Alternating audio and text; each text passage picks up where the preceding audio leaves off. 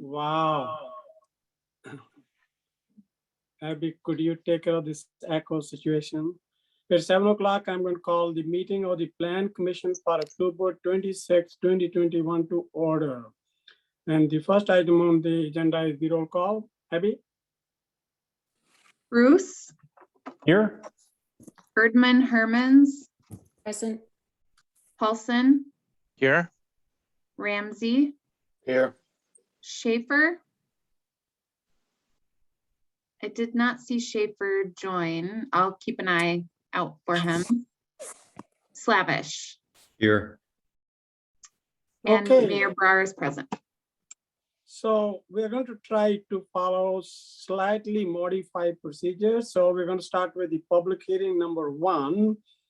And this is the rezoning from Plan Development District with different PPD, General Implementation Plan. This is multi-family development at a vacant Captainville site.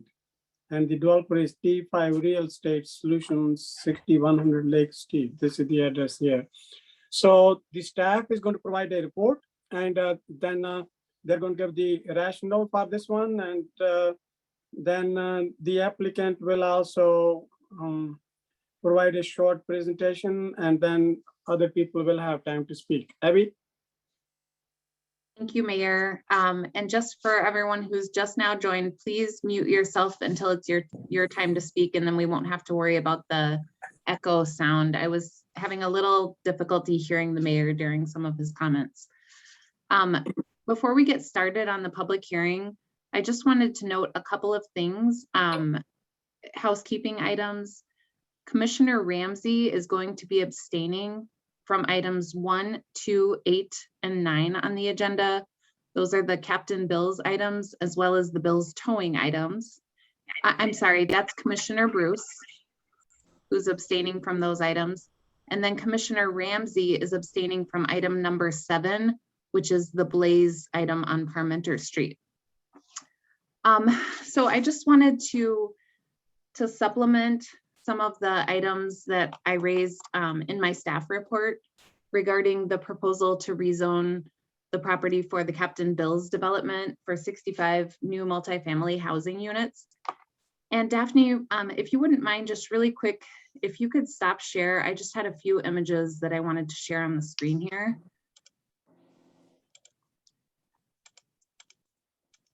Thank you.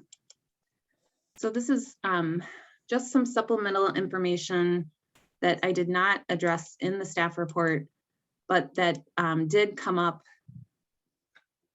within some comments that the city received earlier today. So first of all, there has been a concern in the community about potential environmental contamination on the site. Due to an old gas station that operated on the site next to this property. And all of the information through the DNR is public information. And there are, within proximity to this site, there are 4 cases that are all closed cases that are listed and that we have reviewed the detail on through the DNR website. The one that I think most individuals have raised is the concern about the Shaw property that had 5 underground storage tanks next door to this property. And there was, I believe that there's a petition that has circulated in the community, although our staff has not received that petition, but the petition was calling on the city to require an environmental assessment be done for the property. And there was a phase 1 environmental analysis that was completed on the Captain Bills site. And the phase 1 has revealed no evidence of recognized environmental conditions. And based on the findings of the phase 1, there was no additional investigation or inquiry recommended by True North, which was the consulting firm that prepared the phase 1. However, if there were any contamination that was found during construction, it would absolutely have to be remediated per state and federal standards. So any fuel or any concerns like that that may arise. And at this point, the studies have indicated that that is not a concern for this site. But if it were to be, then it absolutely would have to be remediated. The second item that I just wanted to mention is there was a comment that was sent out regarding a map that's included in our comprehensive plan, which shows building suitability for basements. And you can kind of see that the Captain Bill's site is split. So about half of the site was listed as very limited, and the other half of the site is listed as not limited.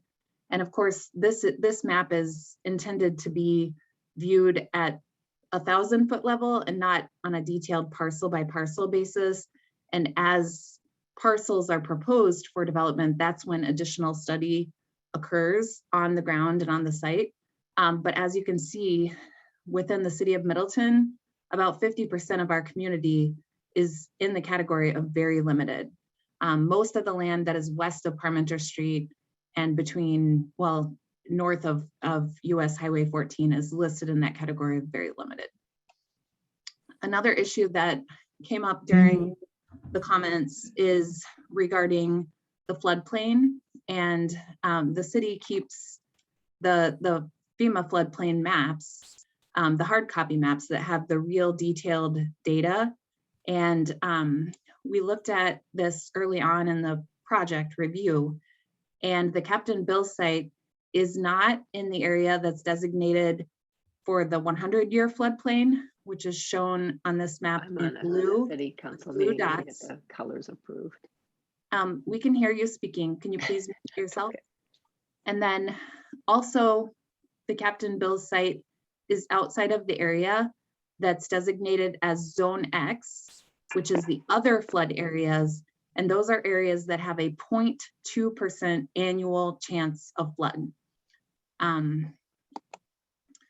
There was also a concern that was raised in a comment that stated that the Captain Bill's site flooded during the August of 2018 floods.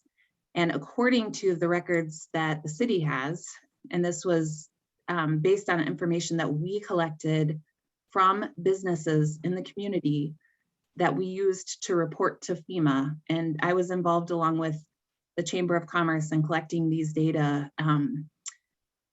The Captain Bill site was not flooded and did not experience flooding during the August of 2018 flood.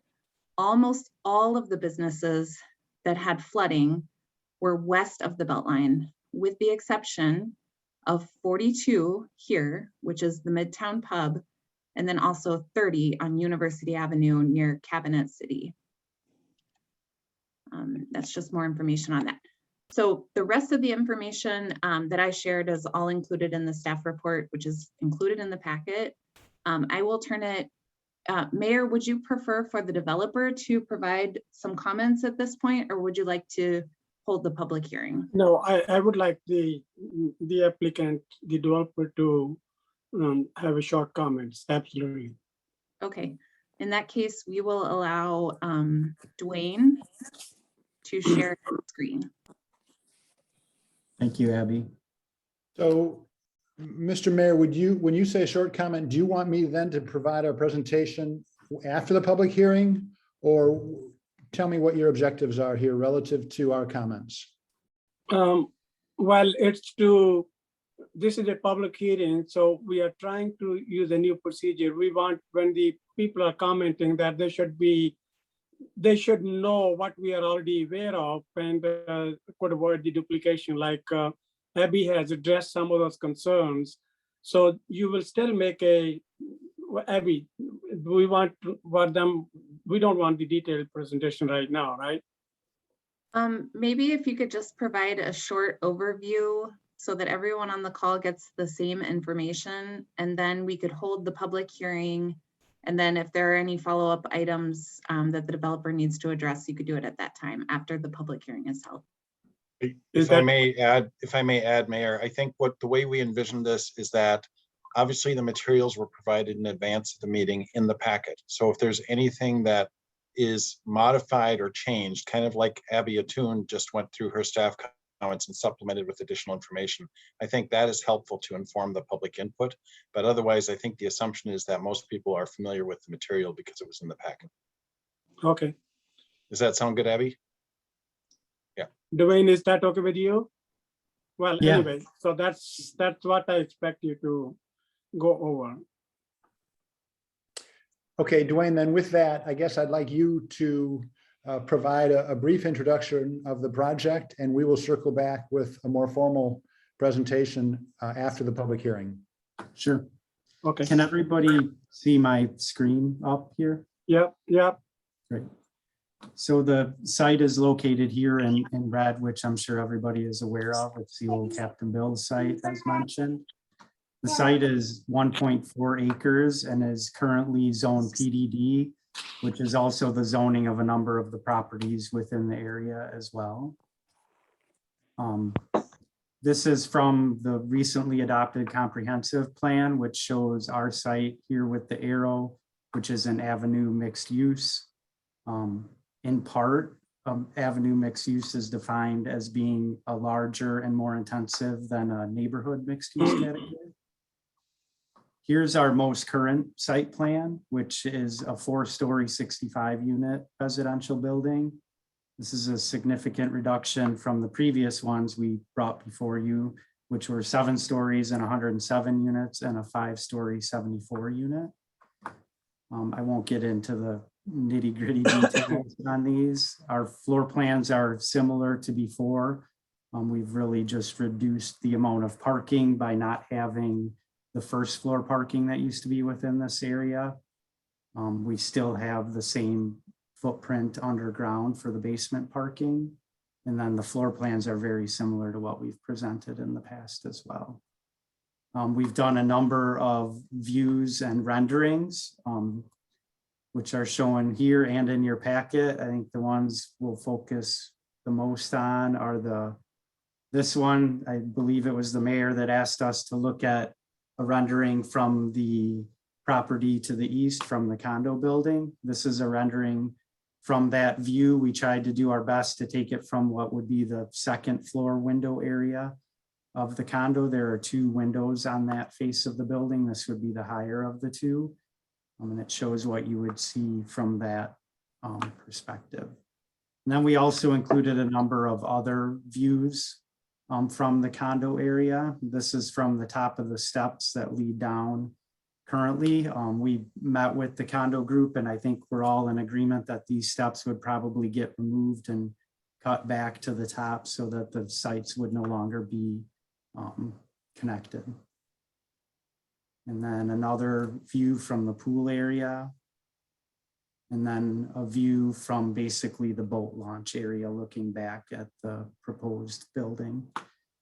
We also have a lot of information that we can share later. We put together sun studies. I know that was a concern last time, and we have some additional data, including videos. Mayor, we put together some videos showing the shadows and how they move throughout the day at different times of the year, and we'd be happy to share that information with you guys later as well. Okay, thank you. Okay, I'm going to open the public hearing part now, and you will have 3 minutes to speak, and I'll be going to keep track of the time. And I'm going to go in the order which I have on my screen, and I'm going to announce that you know what your order is.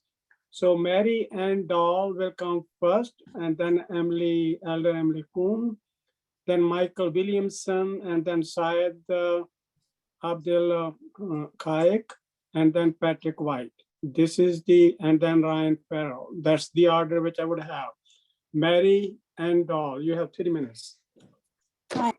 Okay, my name is Mary Ann Dahl, and I live at Century Harbor Condos, and I am an avid fisherman and boater. Tonight, I would like to share one concern, one comment, and one question.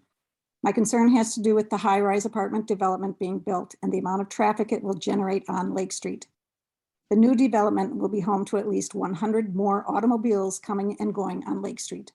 My concern is that the increase in traffic will diminish the already limited parking that currently exists on Lake Street and at the same time compromise everyone's safety with additional automobile congestion. As you already know, the Lake Street ramp is the only public access Middleton has to Lake Mendota. Currently, much of the street is used for parking by individuals who want to access the lake. This occurs in all 4 seasons, but particularly in the summer and winter. The users include, but are not limited to, motorboats, kayaks, paddleboards, canoes, rowboats, ATVs, and fishermen of all ages, whether on boats or on the docks, and even ice fishermen. There are sunrise viewers and moonrise enthusiasts, as well as people just wanting to breathe the fresh air or enjoy a lake view. Presently, there are officially 6 to 10 legal vehicle and trailer stalls available on Lake Street. In addition, there are some signs in the back of the Harbor Athletic Club that say boat parking, but these are well hidden, and God bless the boater who manages to find those hidden signs and spots, as they currently go unused even on very busy days. For example, this past summer, the number of vehicles on Lake Street, particularly on weekends, overflowed with a dozen or more trailers and cars parking in the Captain Bill's parking lot, which will no longer be available if this development gets built. The proposed development will undoubtedly generate additional vehicles, including both visitors to the apartment residents as well as delivery vehicles serving the residents. I fear that these extra vehicles will further limit the already limited parking spaces on Lake Street. Unfortunately, these are not new concerns. The 2007 Allen Boulevard redevelopment addressed these concerns, these specific concerns, and more. My comment is directed to the city staff, the developer, and you, the Planning Commission members. I think you are doing a disservice to the entire surrounding community by promising and committing to not consider the use of Middleton Beach Road as a possible solution to the quagmire of parking and traffic challenges that already exist on Lake Street. I request that you keep all options open as the city plans for the reconstruction of Lake Street next year, and as we all struggle with to deal with the added traffic that this development will bring. Finally, my question to the city staff, our elected leaders, and to you, the Plan Commission: what exactly is the City and Plan Commission going to do during and after the construction of this project to protect the lake access parking along Lake Street? Thank you for my opportunity to speak. Thank you, Mary. So the next one is Elder Emily Kuhn. Thank you. Thank you, everyone. I wanted to share that I've been to about 20 meetings on this this apartment building. And I want to say thank you to everybody who has reached out to me and has shared their thoughts. I also want to say thank you to the associations, including the condos, the harbor condos, the boathouses, and Middleton Beach Road.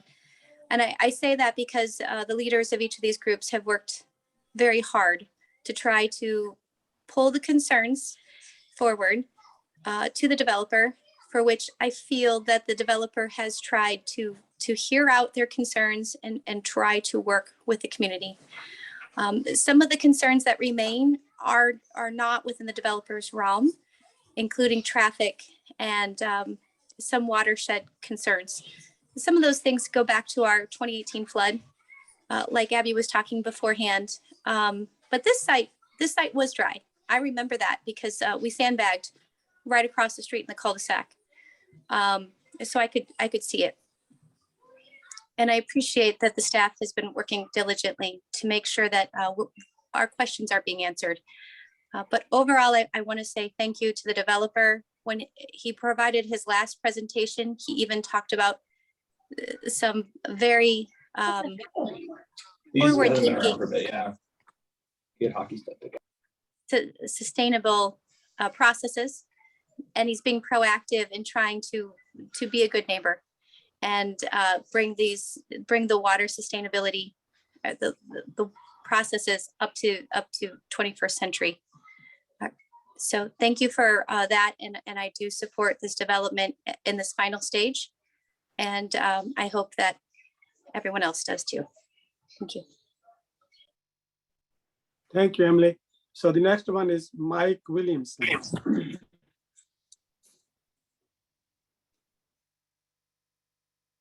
Mike Williamson. Mr. Mayor, this is Michael. If you, I'd like to request to be moved to the end, if that'd be all right. I'd like to go last. Okay, and next one is Saeed Abdul Kaik. Saeed?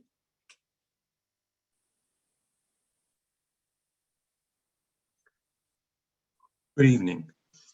My name is Saeed Abdul Khalik.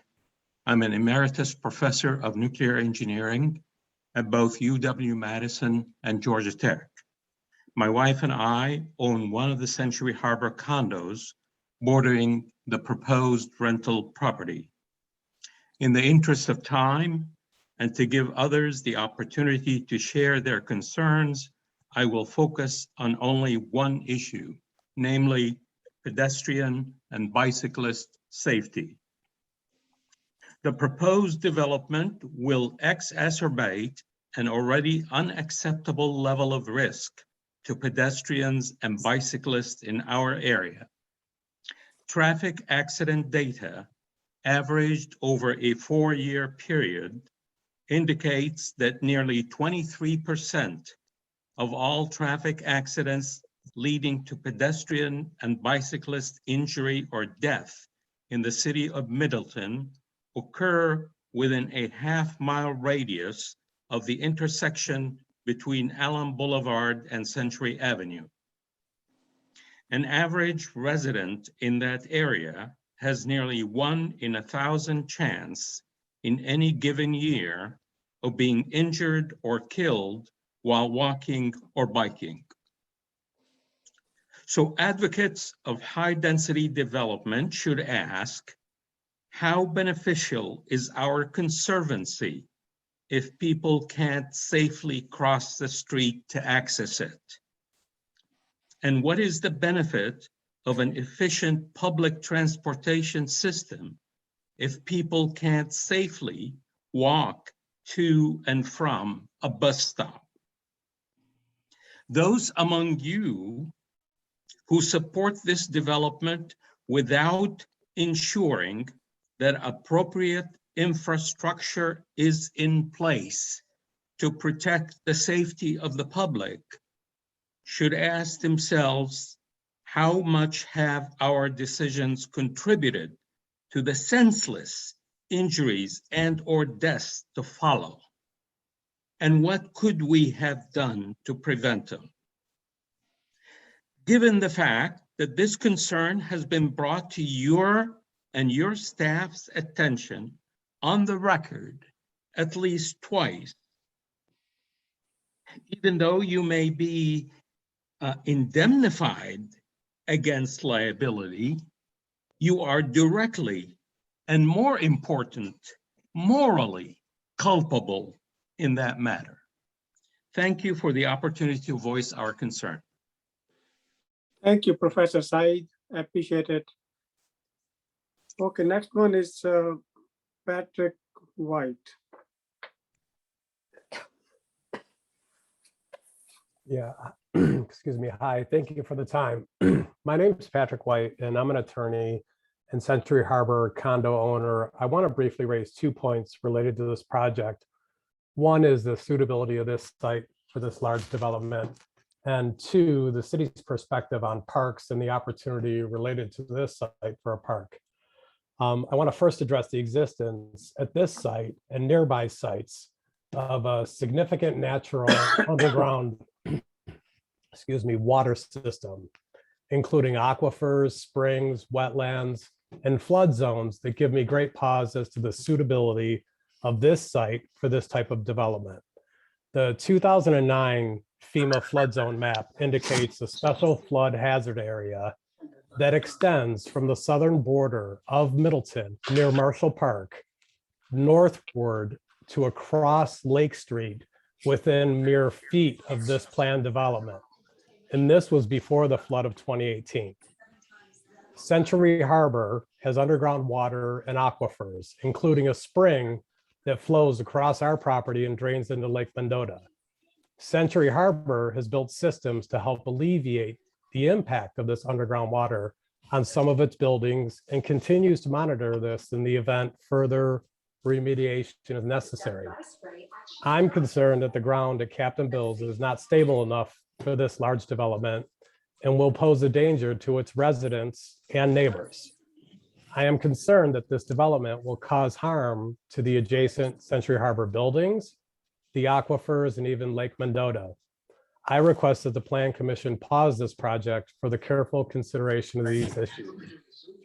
Secondly, I wanted to talk about parks. The city of Middleton undoubtedly has wonderful outdoor areas and parks and is planning for the expansion of its parks according to its comprehensive plan and recent actions.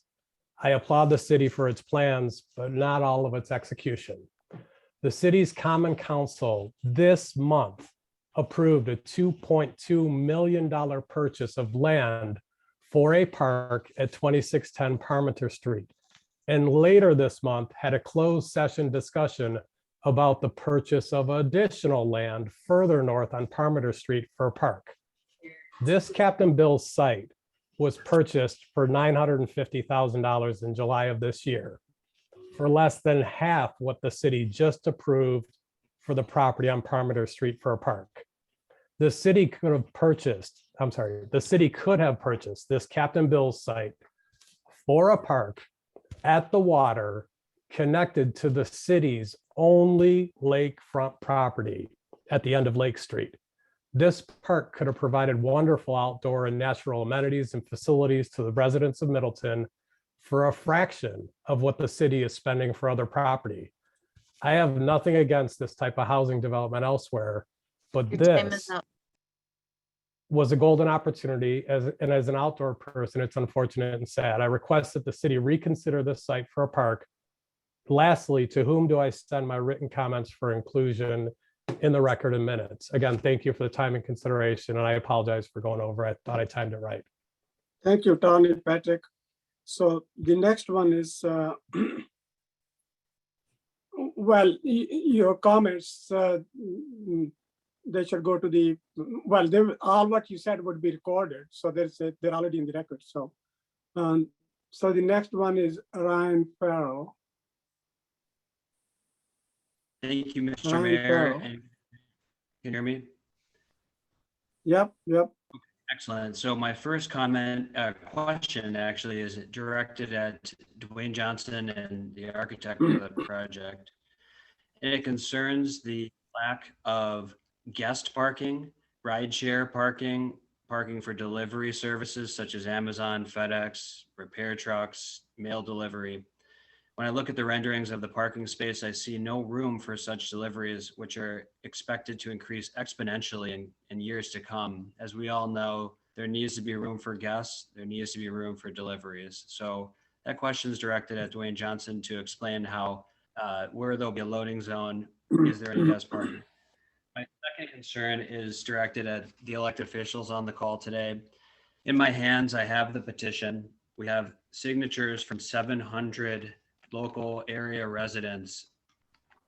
And this petition requests the city to have an independent study done of the site for its environmental impact, with the goal of understanding any risks upon the aquifer, groundwater, the lakes, and local ecosystem, to present the results of that study, not in a quote taken out of context, but in a public forum where the city can present its findings and the environmental specialist can answer questions from the public, and that no development proceed at that site until that study is done and those findings are presented and members of the public have an opportunity to ask questions.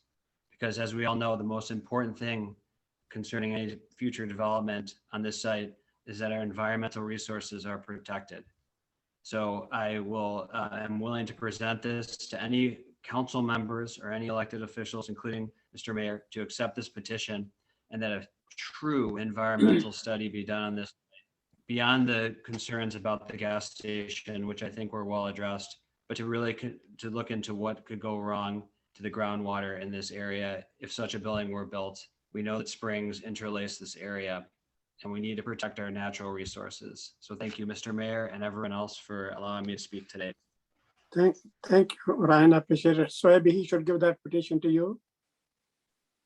Yes, and just for anyone, anyone here who would like to email comments to city staff, you can send those to me. And my email is just aattoun@cityofmiddleton.us. And you can also get that on the agenda. My email address is listed there. Thank you. Okay, thank you, Ryan. So the next one is Mark Collins. Thank you, Mayor. Yeah, my name is Mark Collins. I live at Century Harbor Condos, 2831 Century Harbor Road. Yeah, I basically wanted to echo the comments that Saeed Abdelkhalik made regarding traffic and pedestrian safety.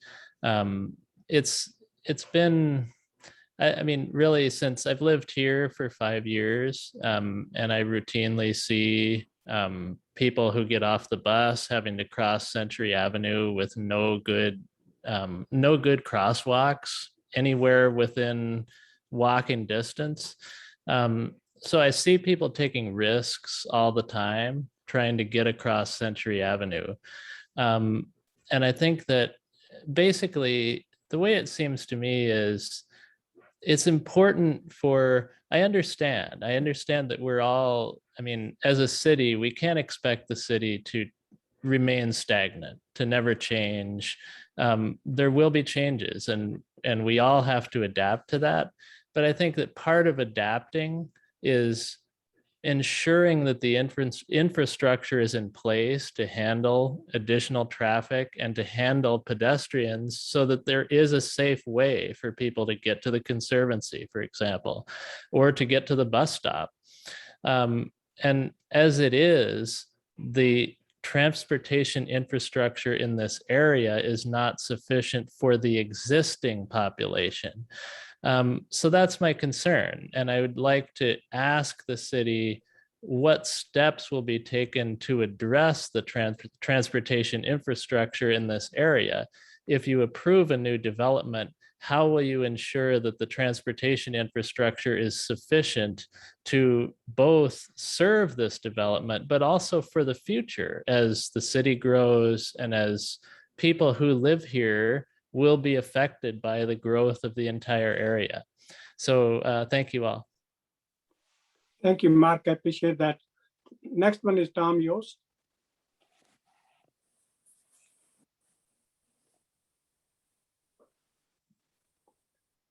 Tom Yost, please unmute yourself and you have 3 minutes.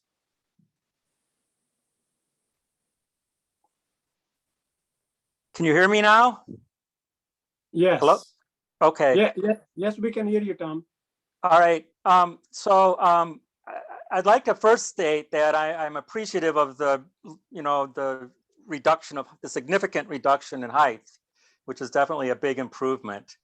However, in those pool perspectives that were just shown, I think it should be pointed out that that perspective is at a sidewalk level that is below the pool grade, so that the pool is blocking the lower part of the building. So it doesn't look quite as, large, intimidating, or, it makes the building look less intimidating. If they would take a view coming up the hill from there at a higher level, where you're at the pool view and then standing, or at the second floor of the building, I think you would see a much different perspective of the building. I asked for the CAD drawing so that we could create our own views to show you views that we would think would be objectionable. And I was told that the developer wouldn't be obligated to do that. However, I talked to a flat engineer who said normally opposition is allowed access to the CAD information used to create these perspective drawings. And so I think that should be considered, that we should be able to develop our own perspectives using the CAD drawings already done by the developer. Another thing, while the height of the building has been significantly reduced, the size of the footprint hasn't changed at all. And back in May, I noticed that it looked to me like the northeast corner of the building came within less than 9 feet of our lot line. And I'm guessing the overhang of the building would stick out another, this is at the foundation level. I'm guessing the roof would hang out a little bit, putting it 7 feet from our lot line. You know, if we wanted to expand our condo, would you let us go, 7 feet to their building and possibly blocking part of their view? Or I was told that because it's a planned district development that there are no standards for what the setback is. It seems to me like there should be a more reasonable setback. It's just kind of, it feels like it has a lot of. Hello? Yeah, please go ahead. Go ahead, Tom. We can hear you. Tom, unmute yourself. We still want to hear you. Are you done? Tom Yost. Abby, did he unmute Can you hear me? himself? Can you hear me now? Yes, we can. Yes. Okay. So let's see. So the 9 feet, the size of the footprint, the setback from the street, which I think is 15 feet, our buildings are 50 feet. So that's significantly more setback than this property. The next point is that this would eliminate our only lakefront restaurant. And I thought I should point out that that restaurant was originally put there to allow our owners and the owners of what is now Harbor, which was at one time going to be an apartment also, that was set up specifically to accommodate the surrounding properties. It was designed somewhat on a much smaller scale like Middleton Hills. And I was thinking, if Middleton or Prairie Cafe went out of business and you guys wanted to replace that with a 4-story apartment that would block the view of the homes or the park behind it, and there is a view of the lake, and the developer went to a lot of trouble to make sure those homes had a view of the lake. Your time is up, Tom. Okay, thank you. Okay, thanks for Tom. So the next one is Martin Shields.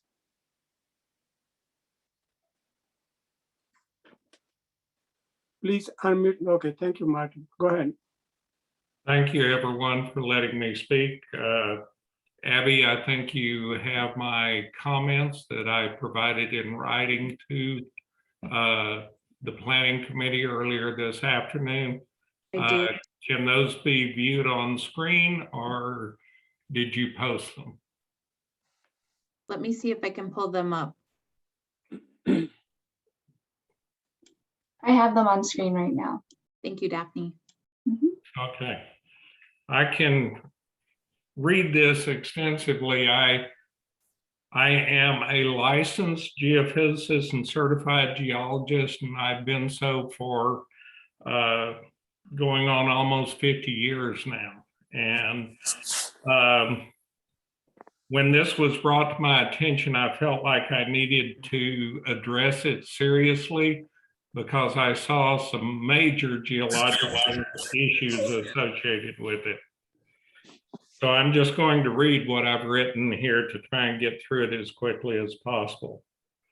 In the matter of the City of Middleton Plan Commission looking to rezone the Captain Bill site for a residential multi-family apartment complex, there are geological concerns raised here because of the flood-prone area with unstable soils on which they are looking to build. Concern for the safety of the 65 families that might live there must not be ignored. It is my professional geological recommendation to the Planning Council that the rezoning not be approved for a multifamily apartment complex based on the following. First, no multifamily apartment complex should be built in a potential flood-prone area. The current flood map on page 144 of the City of Middleton 2021 Comprehensive Plan, approved 3/2 of 2021, does not show the true extent of the flood-prone zone. It fails to show any of the flooded areas from the present branch flooding of 2018 or the flood-prone areas that are published by FEMA for the 53562 area along Middleton Beach Road and in the public marina vicinity. Floodwater during the 2018 flooding was observed under the Captain Bill's deck by local residents. And I feel I must answer your questions there, Abby, because the FEMA map that you showed is outdated even to what you showed. There are new maps in place that are only about 5 years old. They still didn't include the 2018, but you can go to the FEMA site and you can pull up those maps, and they show more extensive flooding than what you have in your records. The other item is, you mentioned that there was a reporting on flooding, and you said that the Midtown Pub had reported the flooding, but Captain Bill's had not. You would only report the flooding if it had actually flooded the facility. The water was seen under the deck and had flowed up under the deck of Captain Bill's, but had not flooded the facility. So it was not reported to you. Your time is up. Thank you. Okay, well, the report is here and it brings up 3 complete comprehensive areas that I've evaluated the geology, and I can strongly recommend that this site not be approved for this for all of the reasons that I've posted in this write-up. Thank you, Martin. Really appreciate that. And I did read your report. Excellent job in writing it up. I appreciate it. So the next one is Tom Carmen. Mr. Mayor, Yes. If anyone would like to, I can yield the balance of my time to Mr. Shields.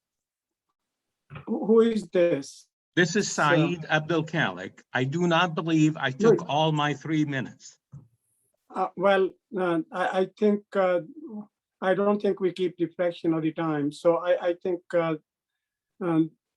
if he wants 15 seconds, Martin Shields, do you want 15 more seconds? well, let me just say that I've spoken directly with the architect, developer, and the engineering firm, of which I saw them on site tonight, and they're listening in on the Zoom. All of them here recognize that there is a geologic problem with this site, and their only solution is mitigation, thereby attempting to make a problem site acceptable to build on. Mitigation does not address the greater issues of the area, that being the flood-prone area, the instability of the soils and bedrock, as well as the ecological risk, do not go away just because you mitigate. The 65 families that might eventually move there are the ones left to bear the burden of an apartment home built in an unsafe location, placing them and their property at risk. Okay, thank you, Martin. I appreciate that. Okay, so the next one is Tom Carmen. Tom Carmen.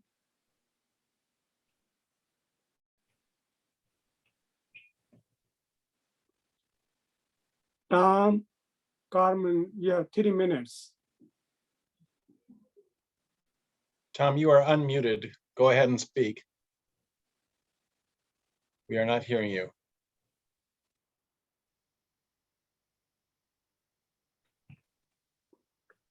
Okay. Is there an F, what is it? The 6 key, or Abby, what is the, if somebody's having difficulty, what's the key they should press? It's already unmuted, so I think he might not have his microphone connected. Oh, true. Okay, we are going to go to Mike Williamson. He was the one who wanted to speak the last. Mike Williamson? Yes. Can you hear me? Can you hear me? Yes. We can hear you. Yes, we can, yes. All right. Good evening. My name's Michael Williamson. I'm a resident of Century Harbor Condos and chairman of a committee appointed by our board of directors to work for a productive and suitable development at the Captain Bill site. I've written to you and spoken to your commission before expressing the concerns of our residents. During the past few weeks, I've talked with and worked with developer Tim Carey to address a few of our concerns. I'm pleased to say that I believe we're making progress on those issues. However, we still do not have a shared use agreement or easements in place, but I have to take Tim at his word that he's going to follow through on that. In addition, as you've heard tonight, there's still several issues that I hope the Plan Commission and the city will address either tonight or before final approval of the proposed development is granted. One of those, and the one that I'd like to take my remaining time to address, is the traffic situation in our neighborhood. You've heard a couple of people talk about it already. As you know well, the Allen Boulevard and Century Avenue streets carry some of the heaviest traffic in the city of Middleton. And with the further proposed development in Bishop's Bay, the towns of Wanakee and Westport, that traffic is undoubtedly going to expand exponentially. And as you've heard and even discussed in the past, the intersection of Allen and Lake is already challenging to drivers, as well as unsafe and almost unworkable at certain times of the day. While we've not yet received the requested traffic study of the impact of this development, we all know that the addition of 113 more resident vehicles, their guests, and their associated delivery vehicles will only compound the problem and the challenges that currently exist with this intersection. Therefore, I'd like to know what the city and the Plan Commission is going to do to provide safe and workable access for pedestrians, vehicles, and bicyclists in the surrounding area. I have personally learned over a career in public service that spanned 41 years that the role of commissions and committees such as yours is to anticipate and plan for the types of issues and challenges that will arise in the future from developments such as this, and then take the appropriate actions to address them on the front end, as opposed to after the proverbial cat is out of the bag. So I'm asking you, even begging you, to devise a plan to address the congested and unsafe intersections of Allen and Lake, Allen and Century, and even Century and Dewey Court, where an increasing number of pedestrians struggle to cross one of the busiest roads in the city to access the Conservancy. To reinforce my request, I'd like to read from the city's 2021 comprehensive plan, page 37, and I quote, "Century Avenue is particularly inhospitable to pedestrians because of travel speed and large gaps between marked crosswalks. The two longest gaps, Parmenter and Park Streets, in between Allen and Highland Way, signalize intersection each measure around 2,200 feet or almost half a mile." That last stretch is the one, and I'll just wrap up here, includes Dewey Court. So it's only a matter of time before someone will be injured or, God forbid, killed at one of these above mentioned three intersections. Surely, with the skill and talent of the city staff and our elected and appointed officials, safe and workable solutions can be found for all three of these intersections. So my request is, what is the city going to do to address the situation in each of these intersections? Allen and Lake, Allen and Century and Dewey Court. And based on my conversations with Tim, I'm sure that he also agrees with me for the safety of his future residents as well as ours and the others that use these streets. Thank you, Michael. Thank you so much. Okay, Tom Carmen, if you are still there, I give you one another chance to speak. Tom Carmen, this is your last chance if you want to speak. Okay, Ginny Corwin. Thank you, Mr. Mayor. I just wanted to comment. I represent the Middleton Beach Road Neighborhood Association, and we certainly appreciate all the comments on the traffic and the concerns about safety. And we have our own safety concerns on Middleton Beach Road and have worked hard to keep our cul-de-sac closed. The road is narrow, narrower than a standard city street. And we too have a lot of traffic with delivery services, construction trucks, you know, the usual that 71 homeowners have.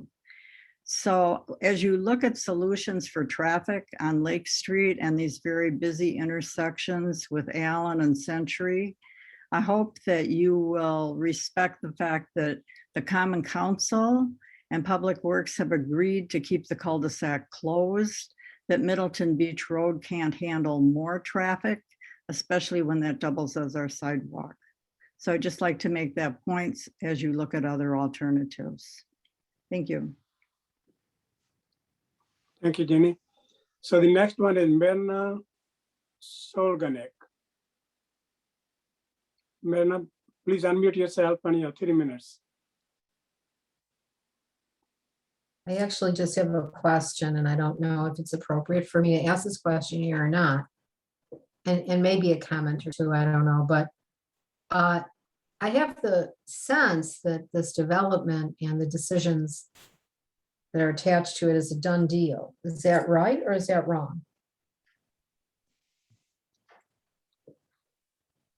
This is a public hearing. You have the right to ask questions. We will answer them after this hearing. Do you have any more questions? No, actually, no. Okay. Well, you still have 2.5 more minutes if you want to say anything more. Well, yeah, I guess I do. I've lived in Middleton since 1980, so I've seen a tremendous amount of change in this community. And I understand the community's change, as somebody already commented.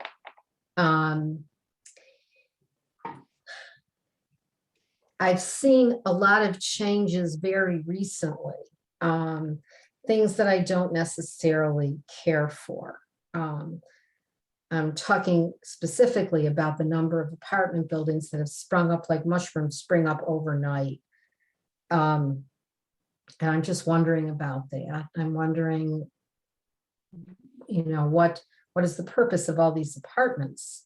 Is Middleton experiencing a boom in birth rates? I don't really know. And maybe that's not relevant here either. But I purchased my property in 1993. I live on Marina Drive. It's a very quiet cul-de-sac that's just a little bit west of the proposed development. And I purchased it because of the peace and quiet that it affords. I feel like development of this size is going to have a significant impact on myself and all of my neighbors.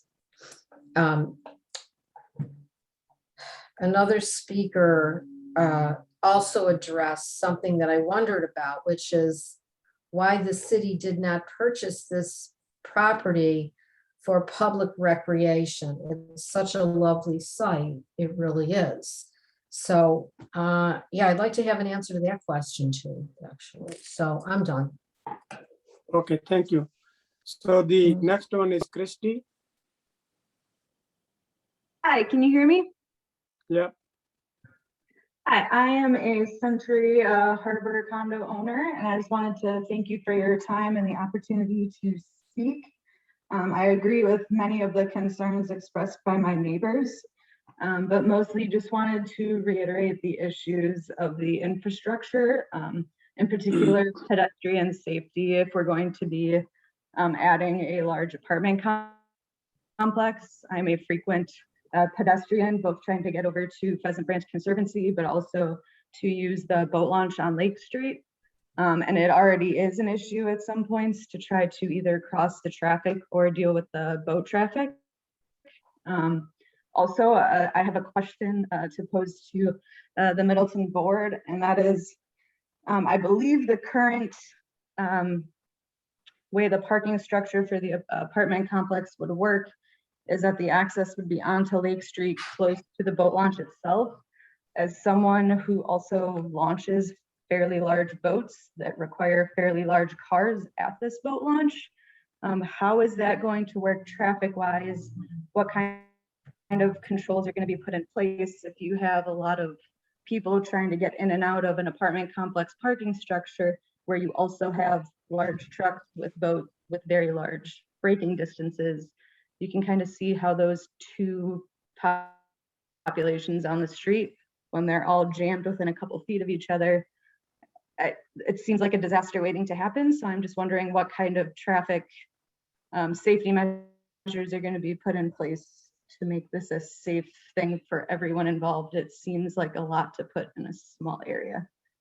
But I look forward to hearing what your solutions are. Thank you. Thank you, Christy. Is there anyone else who may want to speak at this time? They're on the telephone or they can't raise their hands. Is there anyone else who may want to speak at this time? Okay, this is the last call. Is there anyone else who may want to speak on this public hearing, which is about the rezoning from planned development district to a different PPD, general implementation plan, multifamily development at a vacant Captainville site at 1600 Lake Street? Is there anyone else who wants to speak? Okay. Mayor, two things. One is we should read any statements we received for the record, or we should note them for the record. And then secondly, we should get a last name from Christy for the record as well, please. Christy, could you please give your last name? Christy, could you please give your last name?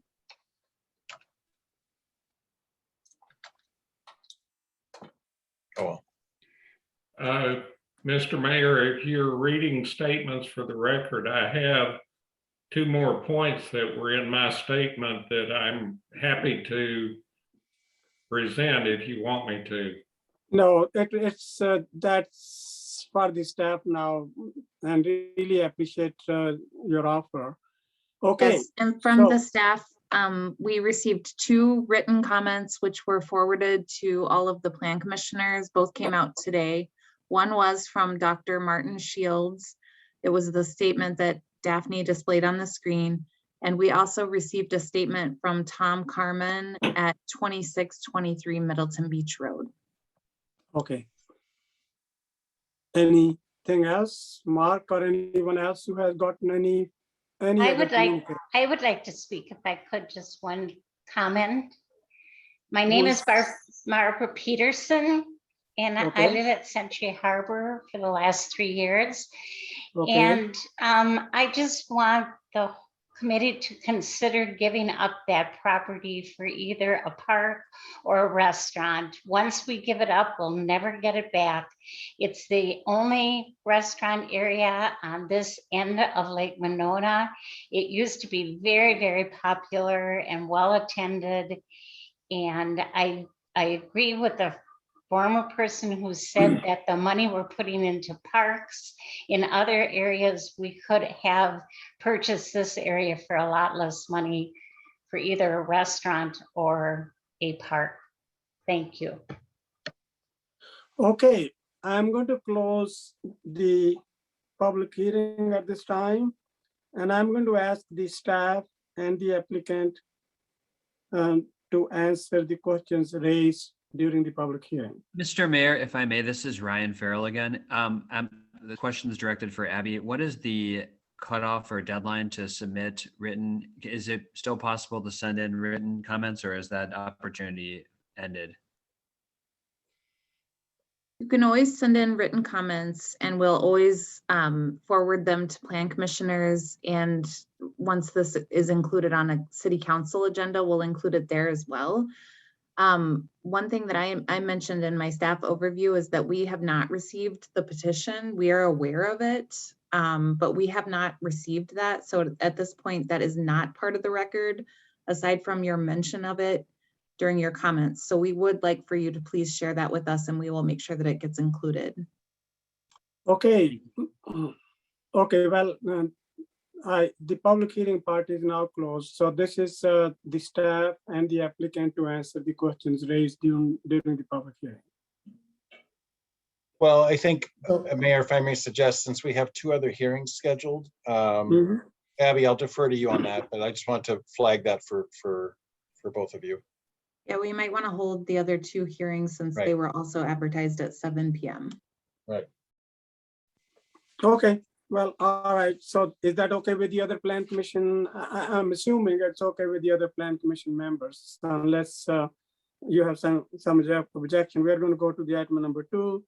that the 7 p.m. public hearing, general implementation plan for a new office warehouse build towing at 3158 Deming Way. So first the staff and then the applicant. Mayor, this one is a project I worked on, and I appreciate some help I received from my colleagues as well. The hearing is before you tonight for two reasons. One is the proposed use requires an amendment to the general implementation plan, similar to how we handled the Abra auto body on Forsythia, same sort of situation. And then if you are amenable, if the city is receptive to amending the GIP, then there would need to be a conditional use permit granted as well. And so we scheduled that as a hearing at the same time concurrently. Well, I mean, they're back-to-back hearings, but presumably the similar testimony for both. As zoning administrator, I made this determination, and that finding is in your packet. So that's all I have as a staff report. I will simply add too, and you'll hear this from the development team, that the auto body nature of this is very limited, and perhaps the developer can clarify that before the hearing. Okay. And Abby, anyone else from the staff? That's it, right?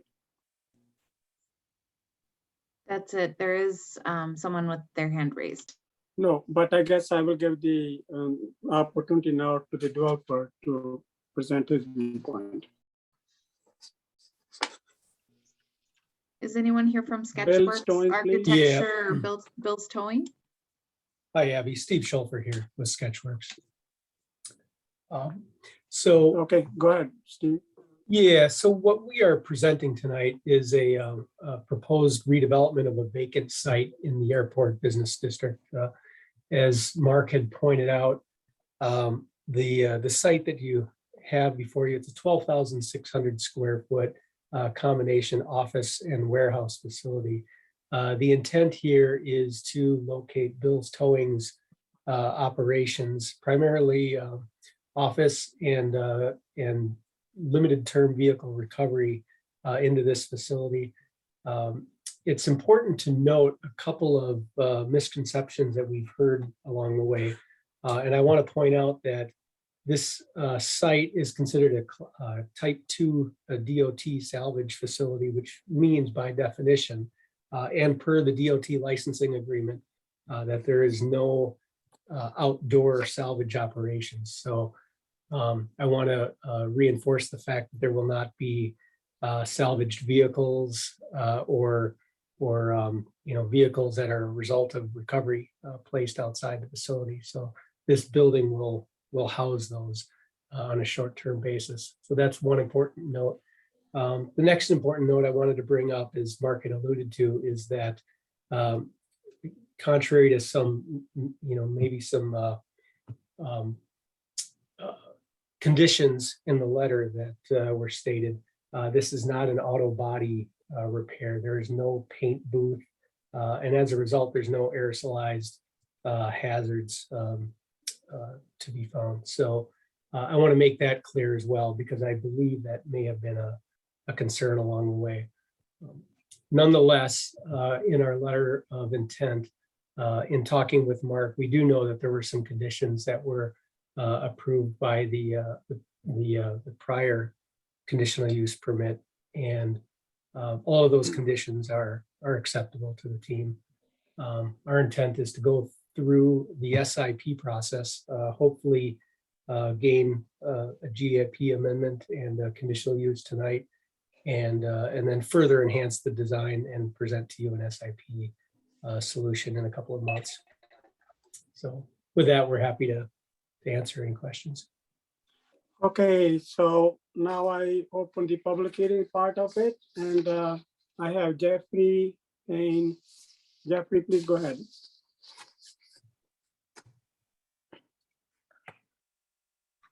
Thank you, Mr. Mayor. We are the owners of the building next door, Hitter Sportsplex. At this time, we're not in favor of this amendment. We've talked to the owner. Quite honestly, we don't think this is an appropriate use between a sports facility and daycare. And if in fact the commission feels this is acceptable and does move forward, we do ask that a condition of approval be that the developer work with us to get our approval on a fence and landscaping of the common property line. So their parking lot is totally shielded from our property line. And we would hope that that would occur if this does go forward. And I thank you for your time. Thank you, Jeff. Yeah, I appreciate that.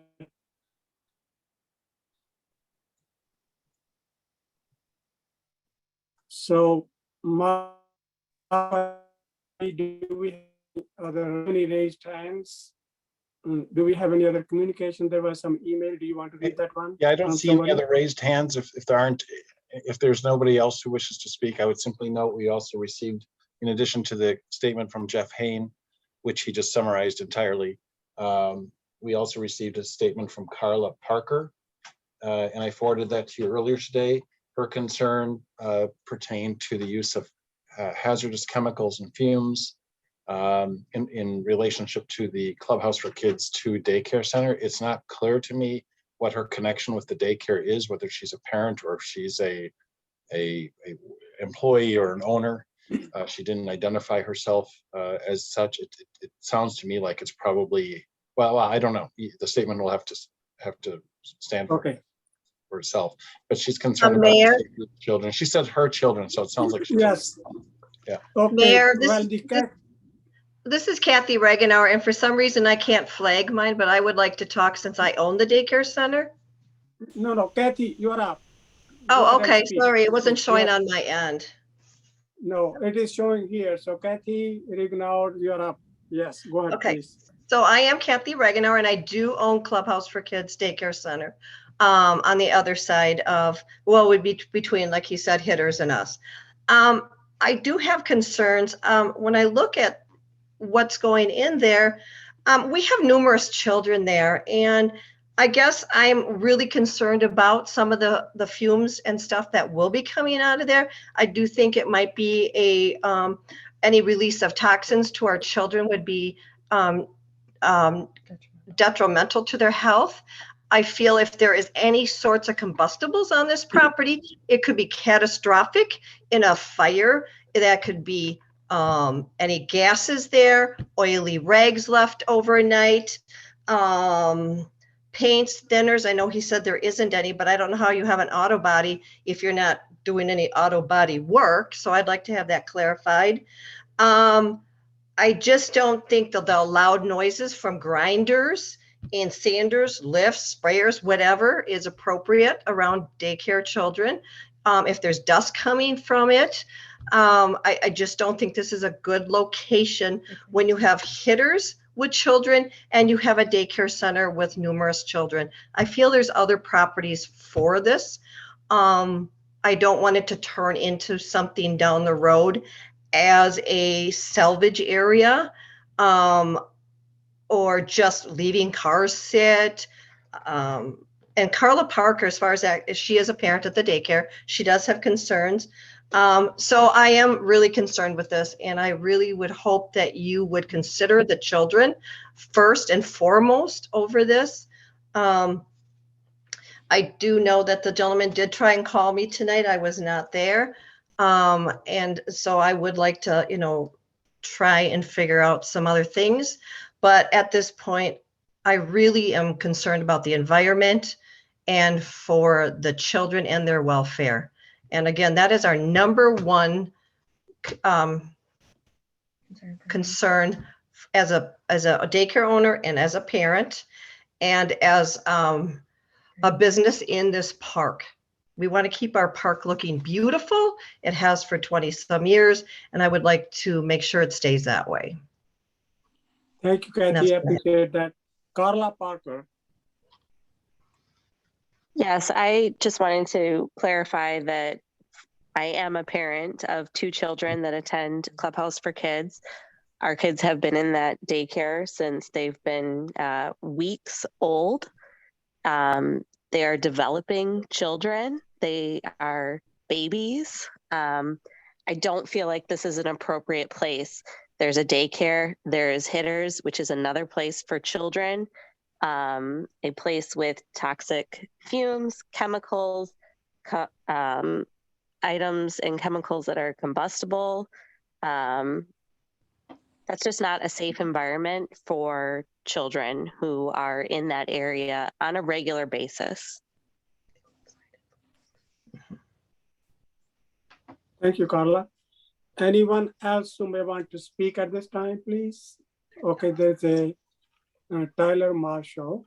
Tyler, go ahead, please. Hi, yeah, I'm a parent of children at Clubhouse as well. Just echoing the same concerns of an auto, well, it says auto body in the public hearing notice. I guess the question would be, what exactly would be going on in this place? The gentleman at the beginning had mentioned it's offices plus some salvage, but this public notice outlines maybe a little more broadly with, auto body repair and salvage operations. So would appreciate some clarity if this did go forward, what kind of operations would be there. I know he said no paint happening, but there could be other chemicals from other processes or actions. Would like clarification on. Okay, thank you, Tyler. Anyone else who may want to speak at this time? If you're on the telephone or any other thing, any other communications, Mark or Abby or Daphne? Just from Jean, or from Jeff, sorry, Jeff Hain and Carla Parker were the only communications we received. Okay. Okay, well, I'm going to close that part of the public hearing. Do we need the third public hearing at the conditional use permit for a new office warehouse build storing? I open that part of the public hearing. I guess you will have exactly the same presentation, Mark, right? Yeah, these are being done back to back in the interest of efficiency for everyone's time. That doesn't mean that one or both will be approved. It's just this is how we decide how the applicant applied based on how we've handled some other projects. So it's the same issue before you. It's just the granting of a consideration of granting a conditional use permit should the GIP be amended. What we can do is automatically accept the comments from the previous, obviously we have the comments under the previous item that we can refer to. Is there anybody else who wishes to comment specifically on the conditional use permit? Yes, Jeffrey, and please go ahead.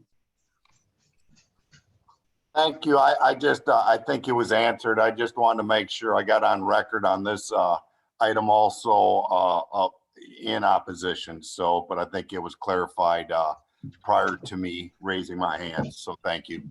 Okay. Anybody else speak at this time? Does anyone else want to speak at this time? Steve Shelfer. Steve? Go ahead, yeah, this is the architect again, Mayor. I was just wondering if now was an appropriate time to just perhaps respond to some of the questions that were posed, or do we wait for that? No, we are going to go through the regular procedure. We will go through the first item which we came through, and then your turn will come after that. Thank you. Okay, thank you. And anyone else who may want to speak at this time? Okay, I'm going to close this part of the hearing as well. So we are done with the hearings, and we need approval of the minutes for the Plan Commission minutes of October 12, 2021. Mayor, I'll move approval of the Plan Commission minutes of October 12th. Need a second. Slavish will second. Okay, the motion by Commissioner Paul, and then second by Mike Slavish. Any questions or comments? All those in favor of approving the minutes of the Plan Commission meeting for October 12, 2021, say aye. Aye. Anyone opposed? So the motion passes. All right, we're going to go Mayor, to. a question for the minutes. Just wanted to make sure that that vote was 6-0 and that John Schaefer is not present. I just wanted to confirm that Schaefer is still absent. That's correct. I John- just looked for him. He's not on. John Schaefer. All right. I just wanted to know for the future Okay. recording of future votes. Thank you. Okay, so John is not there still, Abby? That is correct. He's not here. Did he come in? Okay, well, all right. So you didn't know, or well, okay, so he's not there. Okay, we're going to go to item number 1. This is the rezoning from planned development district to a different PPD, general implementation plan, multifamily development, vacant Captain Bill site, T5 real estate solution, 6100 Lake Street. So now, Abby and the applicant, do we want to first answer the question and then go with the presentation, or go with the presentation and then answer the questions? Abby? Well, I'll just address 2 of the questions that came up that I jotted down. The first one being whether this is a done deal. And the answer to that question is no. No, the city has not taken any formal action at this point to rezone this property. There have been concept reviews of this development, but concept review is non-binding on the city. So no action has been taken to rezone this property at this point in time. If there is a recommendation this evening by the Plan Commission, that would go to the Common Council, and that typically is a 2-step process to rezone a property because it requires an ordinance amendment. The second question that I heard raised a few different times was, why doesn't the city, as the city looks at purchasing property for parkland in other areas, why wasn't this site considered?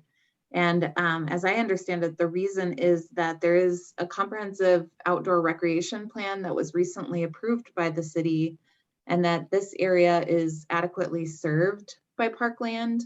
What the city is looking at doing now is to acquire properties in areas that have identified by the Parks Board as underserved by public parkland. So there are a couple of parks within walking distance to this site, and in other areas where we're looking at expanding or purchasing parkland, it's due to those areas being underserved in terms of the city's requirements, which is that we want to have about 15 acres of parkland for every 1,000 residents within easy walking distance. That's all I have, and I'll let the developer present as well. Okay, Tim, now you can make your presentation and also answer the questions raised by the speakers. You Perfect. have the floor now. Okay, thank you very much. Let me introduce myself very quickly. I'm Tim Carey with T5 Real Estate. I am the developer of this project. Joining me on the Zoom meeting tonight, who are also integral parts of this development team, include Dwayne Johnson with Kanothi and Bruce Architects, who you've already heard from briefly, Justin Zambardi from Veerbecker, who is the civil engineer and who can address stormwater management plan questions, and Mike Schultz with CGC, who is the soils and geotech engineer on the project and can address questions related to that. I'd like to reiterate to the Plan Commission what has transpired on this transaction over the last several months. When we provided you with a concept review, we were at 7 stories and 121 units. In response to the feedback on that proposal, we have backed off significantly. We are now at 4 stories and 65 units. This not only addresses the height issue and massing issues that were of concern, but also concerns regarding density, as we now have 40% fewer units. The revised 4-story plan, I think is important to note, is consistent with the City of Middleton's comprehensive plan for this location.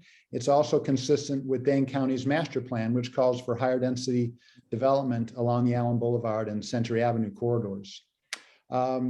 Lastly, relative to height, I think it's important to note that our 4-story structure is only 1 foot higher than the adjacent Harbor Wellness Center given our relative position on the downward sloping site. There is tremendous discussion on traffic. I respect it. I am interested in it. I would like it solved as much as the rest of you. It's not in my control, nor is this project creating a significant contribution to this traffic issue. As you all know, we had a phase 1 traffic study done. Phase 2 is underway. The results should be back pretty soon. The phase 1 study had a conclusion that, I quote, "The addition of site traffic from the proposed apartment project does not have a significant impact on the intersection performance." So let me add a little substance to that conclusion. The traffic engineer projected that 20 outbound vehicles will be generated out of our project between the peak hours of 7 and 9 a.m. That equates to 1 vehicle every 6 minutes. And that was based on a 5-story 75-unit model versus our 4-story 65-unit model. So the traffic will be even less than 1 vehicle every 6 minutes during those peak hours. As I mentioned, the phase 2 traffic study is underway. We're committed to working with the city, the condo association, and the Harbor Athletic Club to implement the suggested improvements that come out of that traffic study. I think we have addressed sufficiently the environmental concerns relative to the former gas station site. Abby commented on those. I guess I'd just like to bring closure in my mind to that issue. True North Consultants is an independent environmental engineer that was engaged, yes, by us, but still an independent environmental engineer to analyze the situation with the mobile gas station site. The gas station did in fact have leaking underground storage tanks that did cause soil contamination, and those tanks were removed 35 years ago. That was in 1986. In 1996, under DNR supervision, they removed 1,800 tons of soil from the site. They then installed monitoring wells and test pits. And by 1998, 2 years later, the monitoring wells were not detecting any contaminants, which was 3 years ahead of the engineer's projections on that. In 99, the engineering firm who was overseeing the remediation requested DNR closure, which was granted in 2000. Additionally, there was concern that plume was moving toward the restaurant site or the Captain Bill's site. That in fact is not the case. They being the engineer responsible at that time, put up monitoring wells and test pits in between the gas station and Captain Bill's, and there was no detection of either soil contamination or groundwater contamination moving toward the Captain Bill's site. As Abby mentioned, if there happens to be some contamination, we're required not only by law, but by common sense that we'll remove and properly dispose of those soils. There was another concern raised by the Middleton Beach Road Homeowners Association with respect to storm and sanitary sewer issues. I'd like to just point out, the original Hatch Cover Restaurant was developed sometime in the 70s. At that time, stormwater management practices were way less stringent than they are today. A new restaurant on that site could continue operating with the same antiquated storm system for years and years, whereas our development will be required to abide by current stormwater management procedures, thus a drastic improvement over existing conditions. Our proposed system will include a large stormwater holding tank system under the parking lot that will slowly discharge stormwater once the city's system can accept it, rather than at the time of the rain event. Additionally, we're planning a green roof system that will not only hold water, but will also absorb it through the plant material. And then lastly, relative to this issue of stormwater, our site is less impervious than the current site. The restaurant has a 73% impervious ratio. Our project is 64%. Next, I'd like to just quickly touch upon the sustainable and energy efficient efforts that we are going to undertake. We've already engaged Focus on Energy and HGA engineers to perform a whole building energy model, which essentially analyzes every area of the building that we can improve both energy efficiency and sustainability features. We intend to incorporate a rooftop photovoltaic solar array, the green roof feature I mentioned, electric car charging stations, not only for the few vehicles that might be required per code, but the infrastructure to expand that system considerably in anticipation of future demand. building envelope and glazing design ideas that will maximize efficiency, as well as other recommendations that both HGA and Focus will likely make.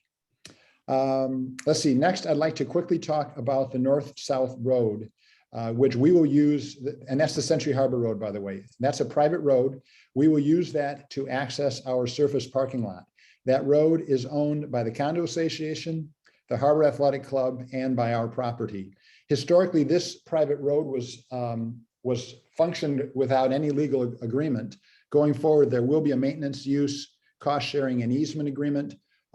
As of this afternoon at about 4 o'clock, I received the first draft of that agreement from our attorney. Michael Williamson of the Condo Association and I have had a number of conversations on that and are conceptually in agreement with what it needs to say. And I will work diligently with Michael and the harbor to finalize that agreement. So that is in place. It benefits everybody. I'm sorry, it will be put in place. It's to the benefit of everybody, and it will address an issue that candidly hasn't been addressed in 40 years. Last and relatively small, but I think another indication of our cooperation with the Condo Association is that their access to their swimming pool equipment room requires crossing on our property. That isn't super convenient for us. However, we're going to accommodate it. We met with the condo members last week on site to arrive at an acceptable plan that will give them access through our parking lot and a path along the north side of the building. So there were a number of questions raised in the public hearing. I'd like to call on Mike Schultz. Mike, again, is the soils engineer with CGC, who is very familiar with this site and maybe more importantly, incredibly familiar with the soil conditions throughout the Madison and Dane County area. So Mike, if you could please address the issues that Martin Shield has raised, I'd appreciate that. Thank you, Tim. Go ahead. Sure, Tim, thank you. Can you hear me? Yes. Okay, Yep. great. My name is Mike Schultz. As Tim mentioned, I'm a professional engineer registered in the state of Wisconsin. I got my master's level degree in 1980 from Madison here in geotechnical engineering. Other than 5 years being out in Denver and working on earth and dam projects across the country, I've practiced in Madison since 1985. So going on over 35 years now. For the last 28 years or so, I started a firm called CGC, Construction Geotechnical Consultants, specializing in geotechnical engineering and construction testing services. We have 60 employees, an office here in Madison and then one in Milwaukee. In Madison alone, we do approximately 700 jobs a year. And if you do the math, over 28 years, it's like 20,000 different jobs. It's quite a lot. I've seen a lot. I've done a lot. Hundreds of those projects have been in Madison and Middleton and other municipalities. In fact, in nearby municipalities. In fact, I've been entrusted with a master contract for the city of Madison and Middleton for 15 years and Madison for 20 years to handle a lot of their geotechnical items and construction oversight sorts of things. Multiple projects I've seen going back to in 2000, I was a geotech engineer of record for Lambeau Field, the Caisson and development up there for the renovation at that time. Most of the high rises here in town or on campus, closer to home here, Middleton that is, in 2018, I was called by Middleton to take a look at the slope that failed east of Park Street, east of the pool. That was right in Pheasant Branch Creek. That was a catastrophic event. Those floodwaters from that particular day eroded 60 lateral feet of that slope, causing all that sand to go down Pheasant Branch Creek along with multiple large trees and quite a problem. We came up with a solution for that. Presently, I'm also working on Pleasant View Road, all the geotechnical aspects of that. That's a challenging project with the bedrock and whatnot, as you know, by Pleasant View. So again, I've seen a lot, I've done a lot. I can't stress enough how local knowledge is key for a geotechnical engineer. And I have a bunch of experience, not only in Madison, but Middleton, and now getting to this site. Geotechnical engineering is a process. By that, I mean, you've got to know what you're up against in general. I agree with comments made earlier tonight that the geology and whatnot in Middleton and Madison is very diverse. There's no doubt about it. In fact, it is very diverse right by Captain Bill's. You have sandstone bedrock, you have limestone bedrock to the east, you have like sandstone bedrock on this site, you also have it along Century Boulevard, but yet quickly it turns into soft compressible clays, and you even get into very highly compressible peat as you move further to the south, where a lot of the homes on Middleton Beach Road actually bear. We address those by screwing in helical anchors and essentially transferring the load of the homes to more competent soils below. There's also peat that was present west of Allen Boulevard. Remember a few years ago, there was a massive undercut over there to remove all that peat, and there was backfilling that occurred there. So there are methods to handle everything, and you've got to know what the general soil conditions are. So that being said, the process, what do you do for a geotech report? First off, you go out and look at the site on the surface and take a look to see if there are any signs of, if you have bedrock, fractured bedrock, or karst topography. People have brought that up. In other words, solution cavities in that, in the bedrock. You also look to see if there's any surface depressions on the soil, in the soil that might suggest that. You also look for springs. I can tell you that when you walk around that site, you see no springs present, nor do you see any surface depressions present on the surface. That's the first thing one does. The second thing one does is you do soil borings. We did 5 soil borings on this site. Some of the soil borings extended down 10 to 12 feet into the sandstone bedrock that is present on the north portion of this site. You have competent sandstone bedrock on the north portion of this building. On the southern portion of this building, you have softer clays that will be addressed either by undercutting and replacement that occurred similar to the Allen Street project that I suggested, and or there's a product called a geopier, which is stone columns. So we can address that aspect of things as far as foundation support is concerned. Again, that second phase showed nothing that was an indicator, in my professional opinion, that geologically I have a concern or CGC has a concern on this site. Again, we auger down through the bedrock 10, 12 feet in 2 locations. It appears sound. It appears unfractured. That being said, the third step is, and maybe the most important, is we will be on site during the excavation to continue our observations to make sure that what we felt was going to be the case subsurface wise is indeed the case. If we do hit anything like any anomalies, and I'll go back to the Weston project, which was the 2 high-rise buildings by Kmart on University Avenue, where those are 12-story, 14-story, those are on sandstone. The sandstone was competent all the way down, except for one localized area, which we air percussion drilled just to make sure that it wasn't too terribly deep. We went in and excavated that little bit of sandstone that was more weathered, and we replaced it with lean concrete. So there are methods to address it. So that's what I mean by the process. Check the surface, check the soil conditions, and also you're there during construction to make sure that what you assumed was appropriate and the building will function as it's designed for. The other item you do when you're looking at subsurface conditions during the borings is you look at groundwater. And I wanted to just throw some elevations out to everybody here. The slab elevation of that garage entry door is 858.67. So 858.7. The 100-year flood elevation of Mendota is 852.8. So roughly 6 feet higher than the 100-year flood elevation of Lake Mendota. The all-time record high of Mendota was 852.7. So again, 0.3 of a foot below the 100-year flood for Mendota. And the water level on Mendota on August 23rd of 2018 was 852.3.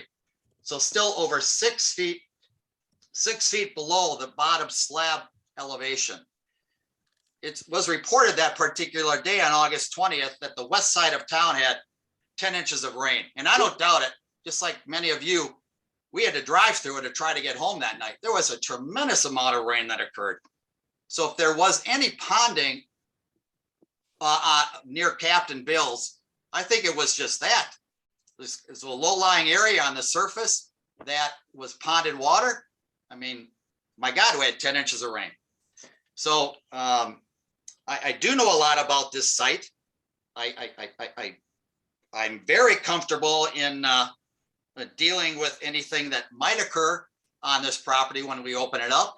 I mentioned air hammer drilling or something. If we do find something a little bit strange with the sandstone bedrock, it's just our common practice. We will explore that and we will address that sandstone. So I yammered on a little bit longer than I would have liked to, but I think it was just important. You got a little bit of a background on myself and also a little bit of the geotechnical engineering process. Thank you, Mike.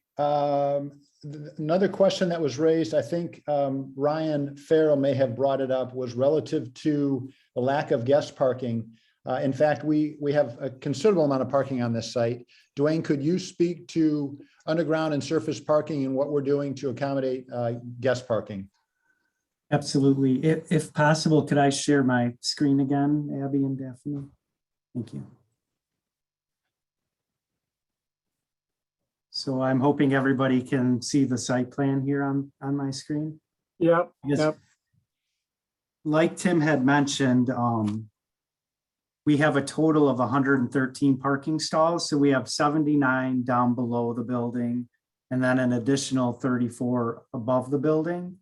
So 113 stalls for 65 units is a 1.73 stalls per unit, which is quite high for a development of this kind. And in some of the older plans, it was actually a little bit lower when we had more units, but we decided to keep a large number of stalls. So we feel that that ratio is completely suitable for this development and will be adequate for the development.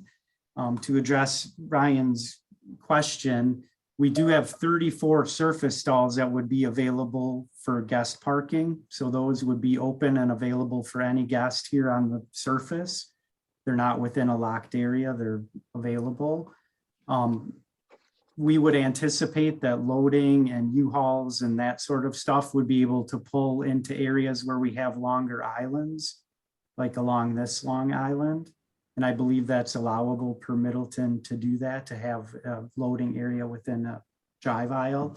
And our drive aisles are 24 feet wide, which we feel is adequate to have a truck parked and still be able to let the cars behind it out. To address the use of like Ubers or delivery type services, Tim and I feel that it would make complete sense to have a couple of these other stalls be more of a short-term type parking stall. And I believe Tim is willing to post them in that manner so that those stalls aren't parked by somebody for long-term, but could be used for delivery and Ubers and that sort of stuff. So I do feel like we're adequately addressing parking and loading and delivery type activities. Tim, as long as I've got my screen up here too, I can address a question that came from Tom related to setbacks as well.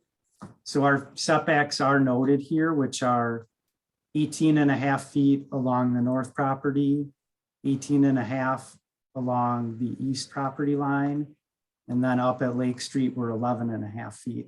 I believe the area that Ryan was speaking of was right within this corner where the property line actually cuts at a 45-degree angle instead of connecting at a 90.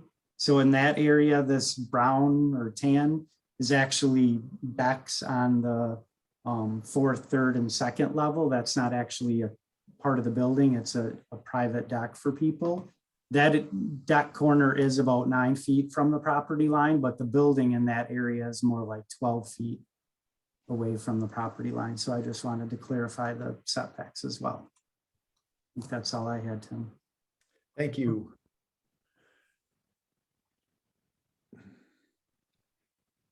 Mr. Mayor, I don't believe I have any additional comments at this time. I guess I'd like to hear from the Plan Commission. Okay, members. okay, all right, so, I think the things which we cannot really address here is that, you know, that's more for the city, that the three intersections, Allen and Lake, Allen and Century and Dewey, I guess we could say Allen and Lake, but, and you are already having TIA for that one. But as a city, I guess these three, especially Allen and Century, that is the intersection which we need to, we have been working on it, but I guess still there are issues there. I know the bike and ped safety. Mark, do you want to say anything about it? I don't have anything to add at this time. I think the, you know, this is a bigger issue than this project is, you know, I think we all know that. And there are some ideas we have, but it's not specific to this project. Okay, thank you, Mark. Okay, now it's open for the commissioners, and please raise your hands and I will ask, I will give you an opportunity in the order you raise your hands.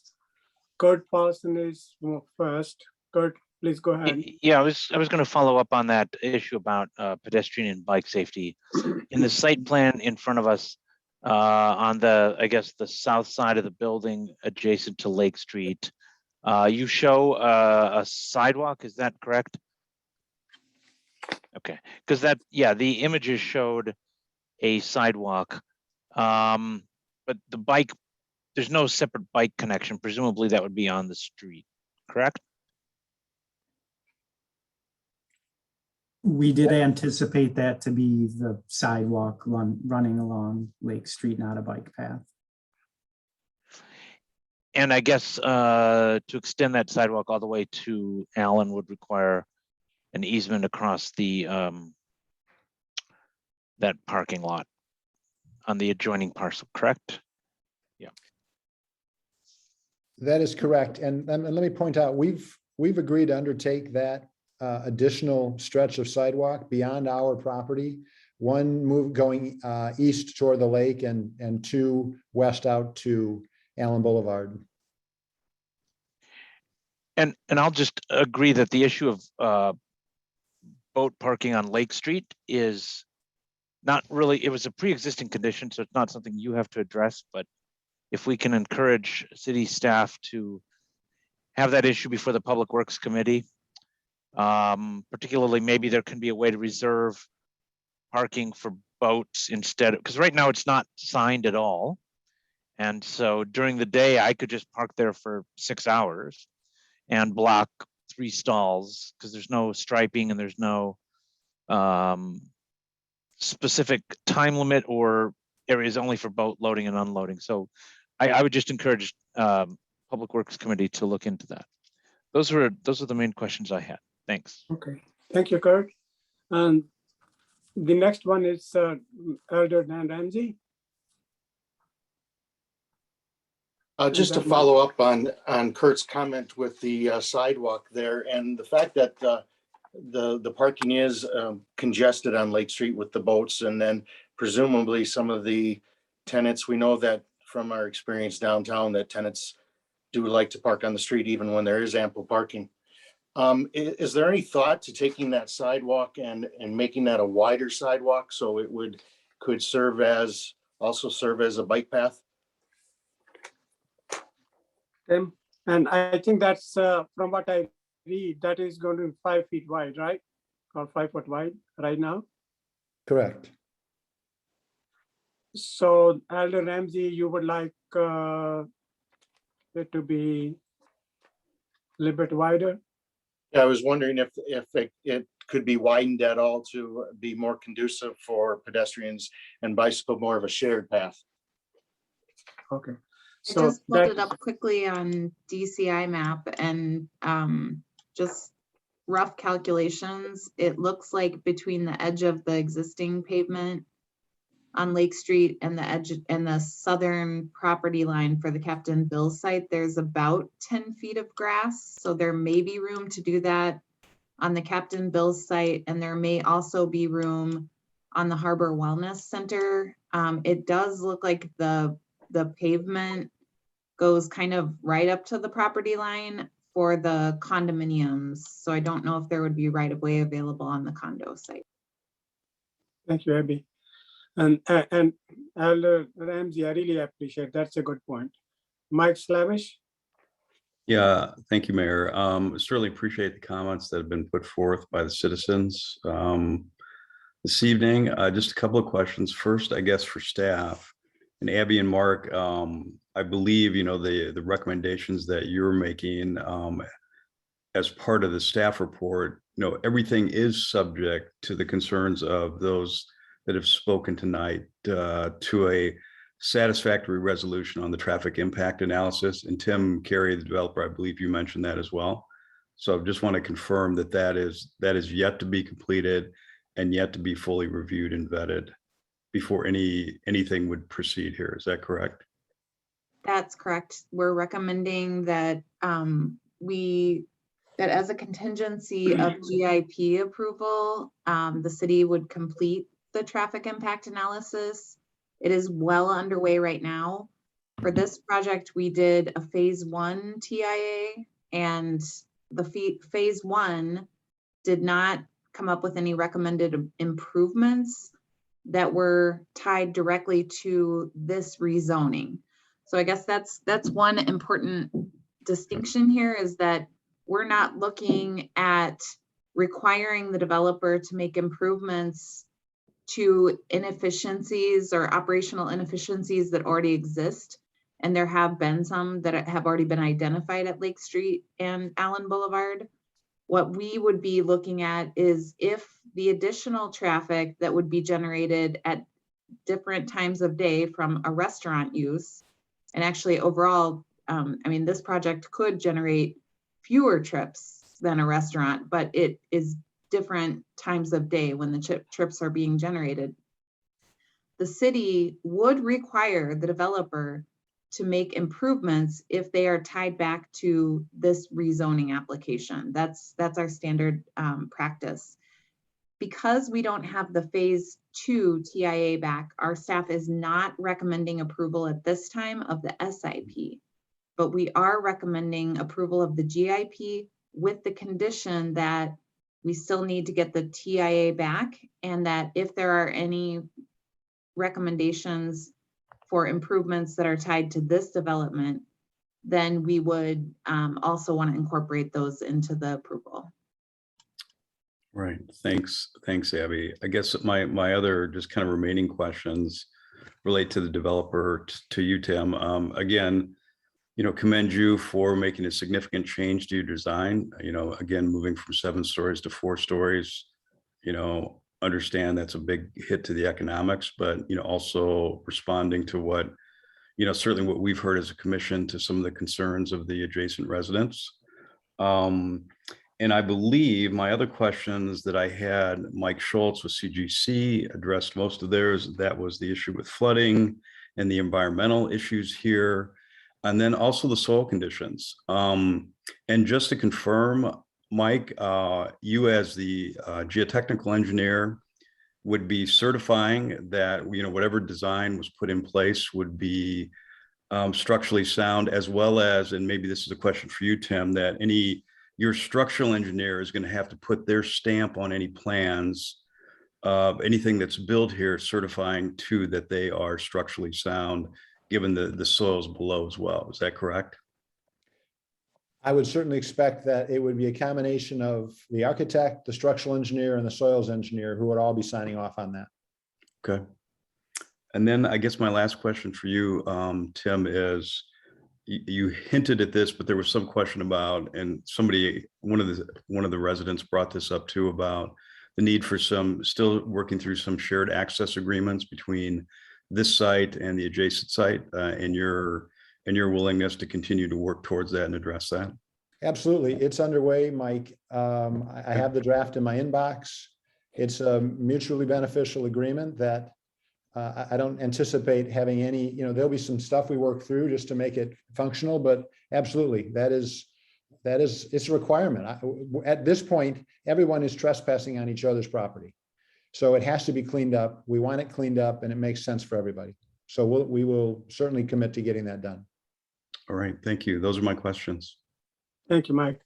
Now, at this time, I do want to say thank you to every citizen or resident who has offered their comments. And as you can see, at the City Hall, we take all the comments very seriously, and we're going to try to make every effort to address your concerns. And the next is Commissioner Gretchen Herman. Gretchen, go ahead, please. Yes, I just wanted to point out that perhaps in the long term, this is beneficial to the entire transportation infrastructure situation, which, as we've all pointed out, is an existing problem. Because the site was rolled into the TIF5 district, which connects all of those city lots along Allen Boulevard. And I believe that once this is fully wrapped into the tax funding of the city when it's completed in a decade or so, this actually helps fund the improvements for the pedestrian access and for public transportation and the road improvements and stormwater management along Allen Boulevard. Do I have that right? Am I understanding that right? That this helps fund that improvement? Abby? There will be tax increment from this project that could be used to support public infrastructure. That's correct. Obviously, you know, there are still decisions that have to be reviewed and made by the city council, but Gretchen has that correct, that this site was added into the TIF district, and therefore there could be increment generated from the site that could benefit future public improvement projects. Thank you, Abby. Gretchen, more questions? I guess the concerns of the geologists that were raised has me wondering if perhaps the building should have been situated more to the northwest corner, but I realized that there were reasons it was situated where it is because of the shadow. So as long as the geotechnical engineer is taking the liability for that and has mitigation procedures in place, it seems like that's fine. Just finished. There's certainly plenty of areas in our country and other countries that are built below sea level, and as long as they're engineered for it, it seems to work. So that seems to be reasonable. Thank you, Gretchen. And at this time, I do want to say thank you to Tim Carey for working with the condo association. I think, you know, I can tell that you did take their concerns very seriously, and that's really appreciated. And I also want to say thank you for working with the staff and working with the commission for lowering your 7-story building to 5-story building, and now really accommodating all various concerns and bringing it down to 4-story building. And that's all really very much appreciated. So my concerns are very similar. Geotechnical was one of the big ones in my mind. So I'm really glad from what I heard from CGC and from Mike that they have those borings and 10 feet up to the bedrocks, and they feel confident that what they see now, but they will be, you know, they will be right there to check it out, that that part is addressed. So, and there were other concerns which was raised. I can see that city would like actually fewer parking, and this particular facility has the ratio 1.75. And I know Abby and Mark and everybody would like that if there were fewer parking here, because many of the projects which we have approved are the ratio of 1.1. And I want to say thank you to Tim too, that having the ample parking, and which city staff may ask that if we could reduce. So overall, I would just say that, you know, I really appreciate your working with the staff and working with the neighborhood and addressing their concerns. I mean, that is very important thing. And I believe in that, you know, we should do that. So at this time, Kurt Paulson, you have your hand up? Yeah, if there were no other comments, I was just going to make a motion to move us along. I was just going to ask. Okay, so. Yeah, so I'll make a motion to recommend approval of the GIP to the council, contingent on the 3 issues listed in the staff report. Are there Lavish will second that. Okay, are there maybe only 3? I thought there were more. I see a TIA analysis, public works approval of the stormwater, and then resolution of all engineering staff comments. Correct. Okay. Okay, all right. So the motion has been made, it has been seconded. And Abby, are there any other things which you think should be added at this time, which should be addressed? Not at the GIP level, no. Okay. It sounds like Gretchen might have a comment. I was just wondering if. Please raise your hand. I don't see any raised hands. Sorry. You see? Do you see raised hand? Yeah, Gretchen is trying to speak here. Okay, Gretchen, please go ahead. Sorry, I was just wondering if we still needed to approve the rezoning. Yeah, that's approval of the GIP is the rezoning. So okay, it's the same thing. Yeah, when we approve a GIP, that functions as a rezoning. So, okay. Yeah, sorry about that. Yeah. Okay, well, now Gretchen, you have your hand raised. You have some more questions? Sorry, I didn't mean to. Okay, anybody else has any questions? I know Randy is abstaining. Anyone else has any questions? Otherwise, the motion is to approve this project. And there are 3 conditions which should be addressed. All those in favor of this motion to approve, say aye. Aye. Aye. Anyone opposed? Okay, motion passes unanimously. Thank you to everyone. Thank you to all citizens. And please, if you still have some questions or concerns, please send it to the city staff. And one of the gentlemen who has that petition, please send it to the city hall as well. So we want to make sure that every citizen's concern is addressed. That's my job, and that's staff's job, and that's Plan Commission job. And we take it very seriously. Thank you. And thank you, Tim, and thank you to your staff as well. Thank you, okay, Mr. Mayor. So the next item is which we would want to, as the staff has said, to defer, which is the item number 2. Plan Development District, Specific Implementation Plan, Multifamily Development, Vacant Captain Bell Site, T5 Real Estate Solution, 6100 Lake Street. Do I have motion to defer? Ramsey will move to defer. Need a Also a second. Okay. Any questions or comments? Okay. All those in favor of the motion to defer the SIP, say aye. Aye. Aye. Anyone opposed? So the motion passes, and Randy will be abstaining from this one as well. We are on to item number 3. This is the General Implementation Plan, GIP, for a new office warehouse at Biddleton 3158 Damming Way. So staff, we want to address the concerns raised by the speakers, citizens. Mayor, I don't have any specific response. I think it would be best for the development team to provide their response and their remarks. I do want to note that I checked my email, and John Schaefer, Commissioner Schaefer, did indicate to us several weeks ago that he was going to be missing this meeting. I'm sorry that I forgot that. So he indicated that to us a few weeks ago. Oh, thank you, Mike. I appreciate that. Thank you, Mark. That's good to know. Yeah. Yeah, I know he's a emeritus professor, very responsible. So I was somewhat surprised. So that's why I checked, and I rest assured he did let us know. It was just so long ago that we had forgotten. All right, all right. Okay, so I would like the development team from Biddleton to present their material. Hi, this is Steve Schulper with Sketchworks Architecture again. Okay.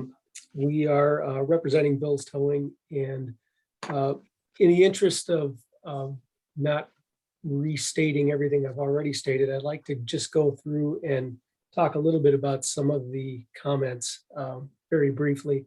I know there were some concerns about potential fumes or aerosolized contaminants that may drift from the site. I want to reiterate that there was some confusion over the purpose of this building, and I think, I'm not sure if it was misstated in the advertisement or what, but this is not an auto body repair shop of any kind. It is a towing recovery and salvage facility, indoor salvage facility. So there will not be any body work per se done. There will not be any painting. What they will do inside the building is remove select parts from vehicles that have been recovered. And then on a temporary basis, they will remove those parts and, in some cases, sell them or distribute them to other sources. I can't say exactly whom. I don't have that knowledge, but what I can say is from a hazardous aerosolized contaminant that is not going to be occurring here. From a safety perspective, I absolutely appreciate and respect, the sake of the children and the daycare. Got kids of my own, so I can definitely appreciate it. What they do for the safety of their own staff and the safety of their own and security of their own facility is when there are vehicles that may have a radiator leak or perhaps a puncture to a gasoline tank or something like that, they are very quickly contained. There's spill containment practices. Bill could go into much more detail with regards to exactly what those practices are, but they have the security and safety of their own staff in mind. That again is all done on site when the vehicles are recovered, and those practices are further taken into consideration inside the building. So this is something that they had conveyed to me quite emphatically that was happening. I know with regards to Jeff Haynes' considerations of the screening, the landscape, and talking to Bill and Kathy, I'm not sure if they're on the call here or not. I can't see their names, but I will say we did talk about introducing decorative landscape screening and different aspects to try to enhance the property as need be. They want to be good neighbors to everyone.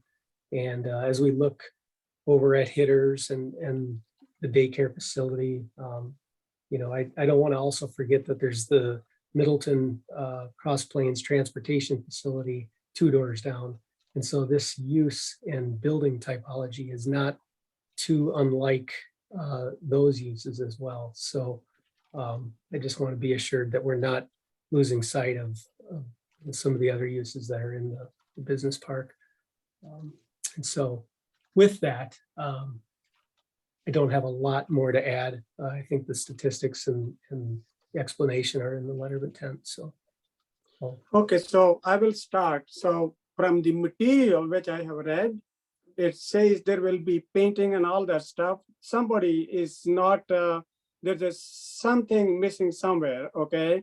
So what I can see here is that I cannot really, this is really not the site for this one at all. And on one side you have the kids, the daycare center or a pre-kindergarten, and you got the kids at the Hitters complex there.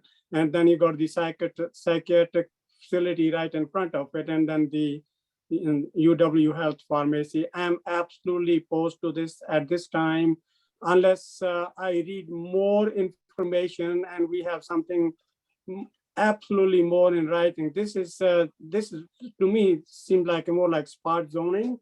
I wouldn't really have any problem if it was close to that our earlier abracadabra building And I have talked to the staff, and I wouldn't really have any issues there.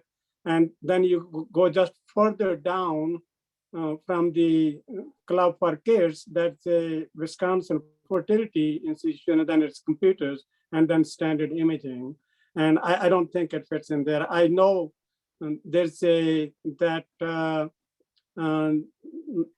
Middleton Floodplain area school district, they have those buses facility there, and I'm aware of that. So, but there are other places where this would fit just fine, but I don't think I'm going to agree to, at least I'm not going to vote for anything which is close to the kids. And there's a possibility that we could be harming the kids. I'm not going to put up with this.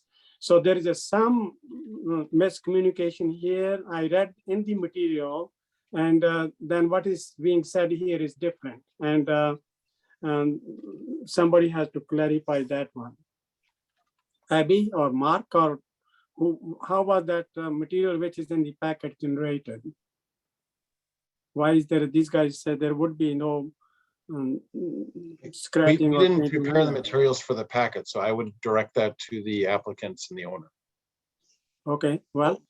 Mayor, I think I can answer that. The information in the packet in the staff report, if you go up one page, whoever's driving the bus here, the reference to painting and hazardous materials is notes from our conditional use permit on the caliper decision. And so I think what it was suggesting is that when we do a conditional use permit, we always put those types of conditions on any sort of auto use. But that I don't think that they're proposing. This is the only thing in the whole packet where I see they talk about VOCs and HAPs from prep, painting, and cleanup. And that's really because of what was suggested in the, actually, if you go up one more page on the staff comments. Yeah, and Kurt, I'll take responsibility for that.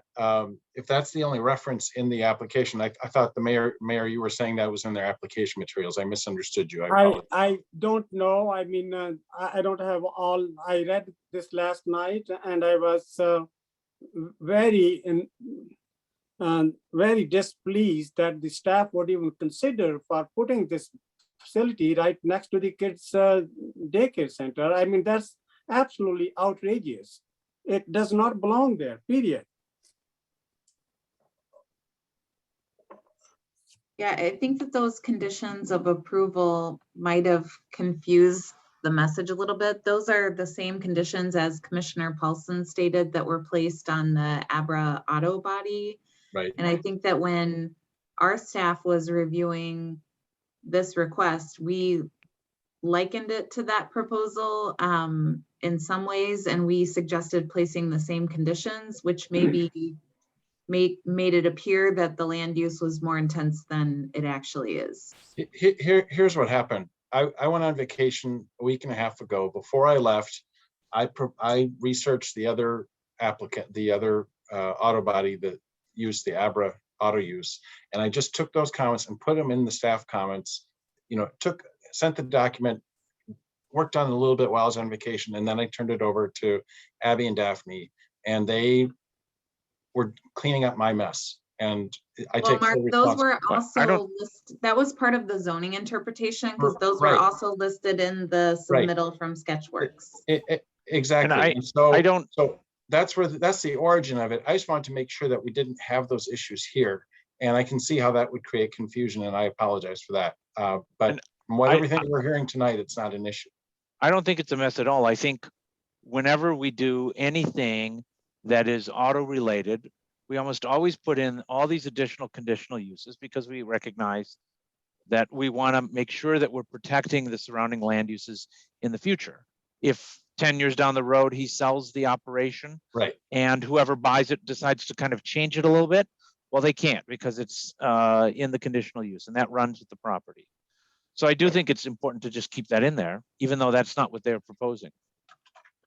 And I think Steve can answer better because he can explain to us what a Class 2 DOT indoor salvage actually means. Okay, well, Steve, go ahead. Yeah, thank you. Mark and Abby, I concur. If I could just shed some light on that language in our letter of intent. When we had preliminary conversations with Mark and Abby, it was very clear that these conditions would be applied in any conditional use that we sought.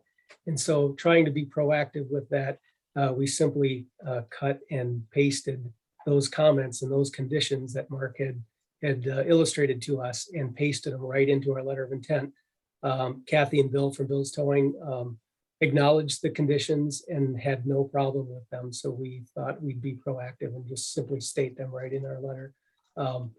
They're easy to comply with because there's no paint booths and a lot of those VOCs are not even existent. So that's not a problem whatsoever.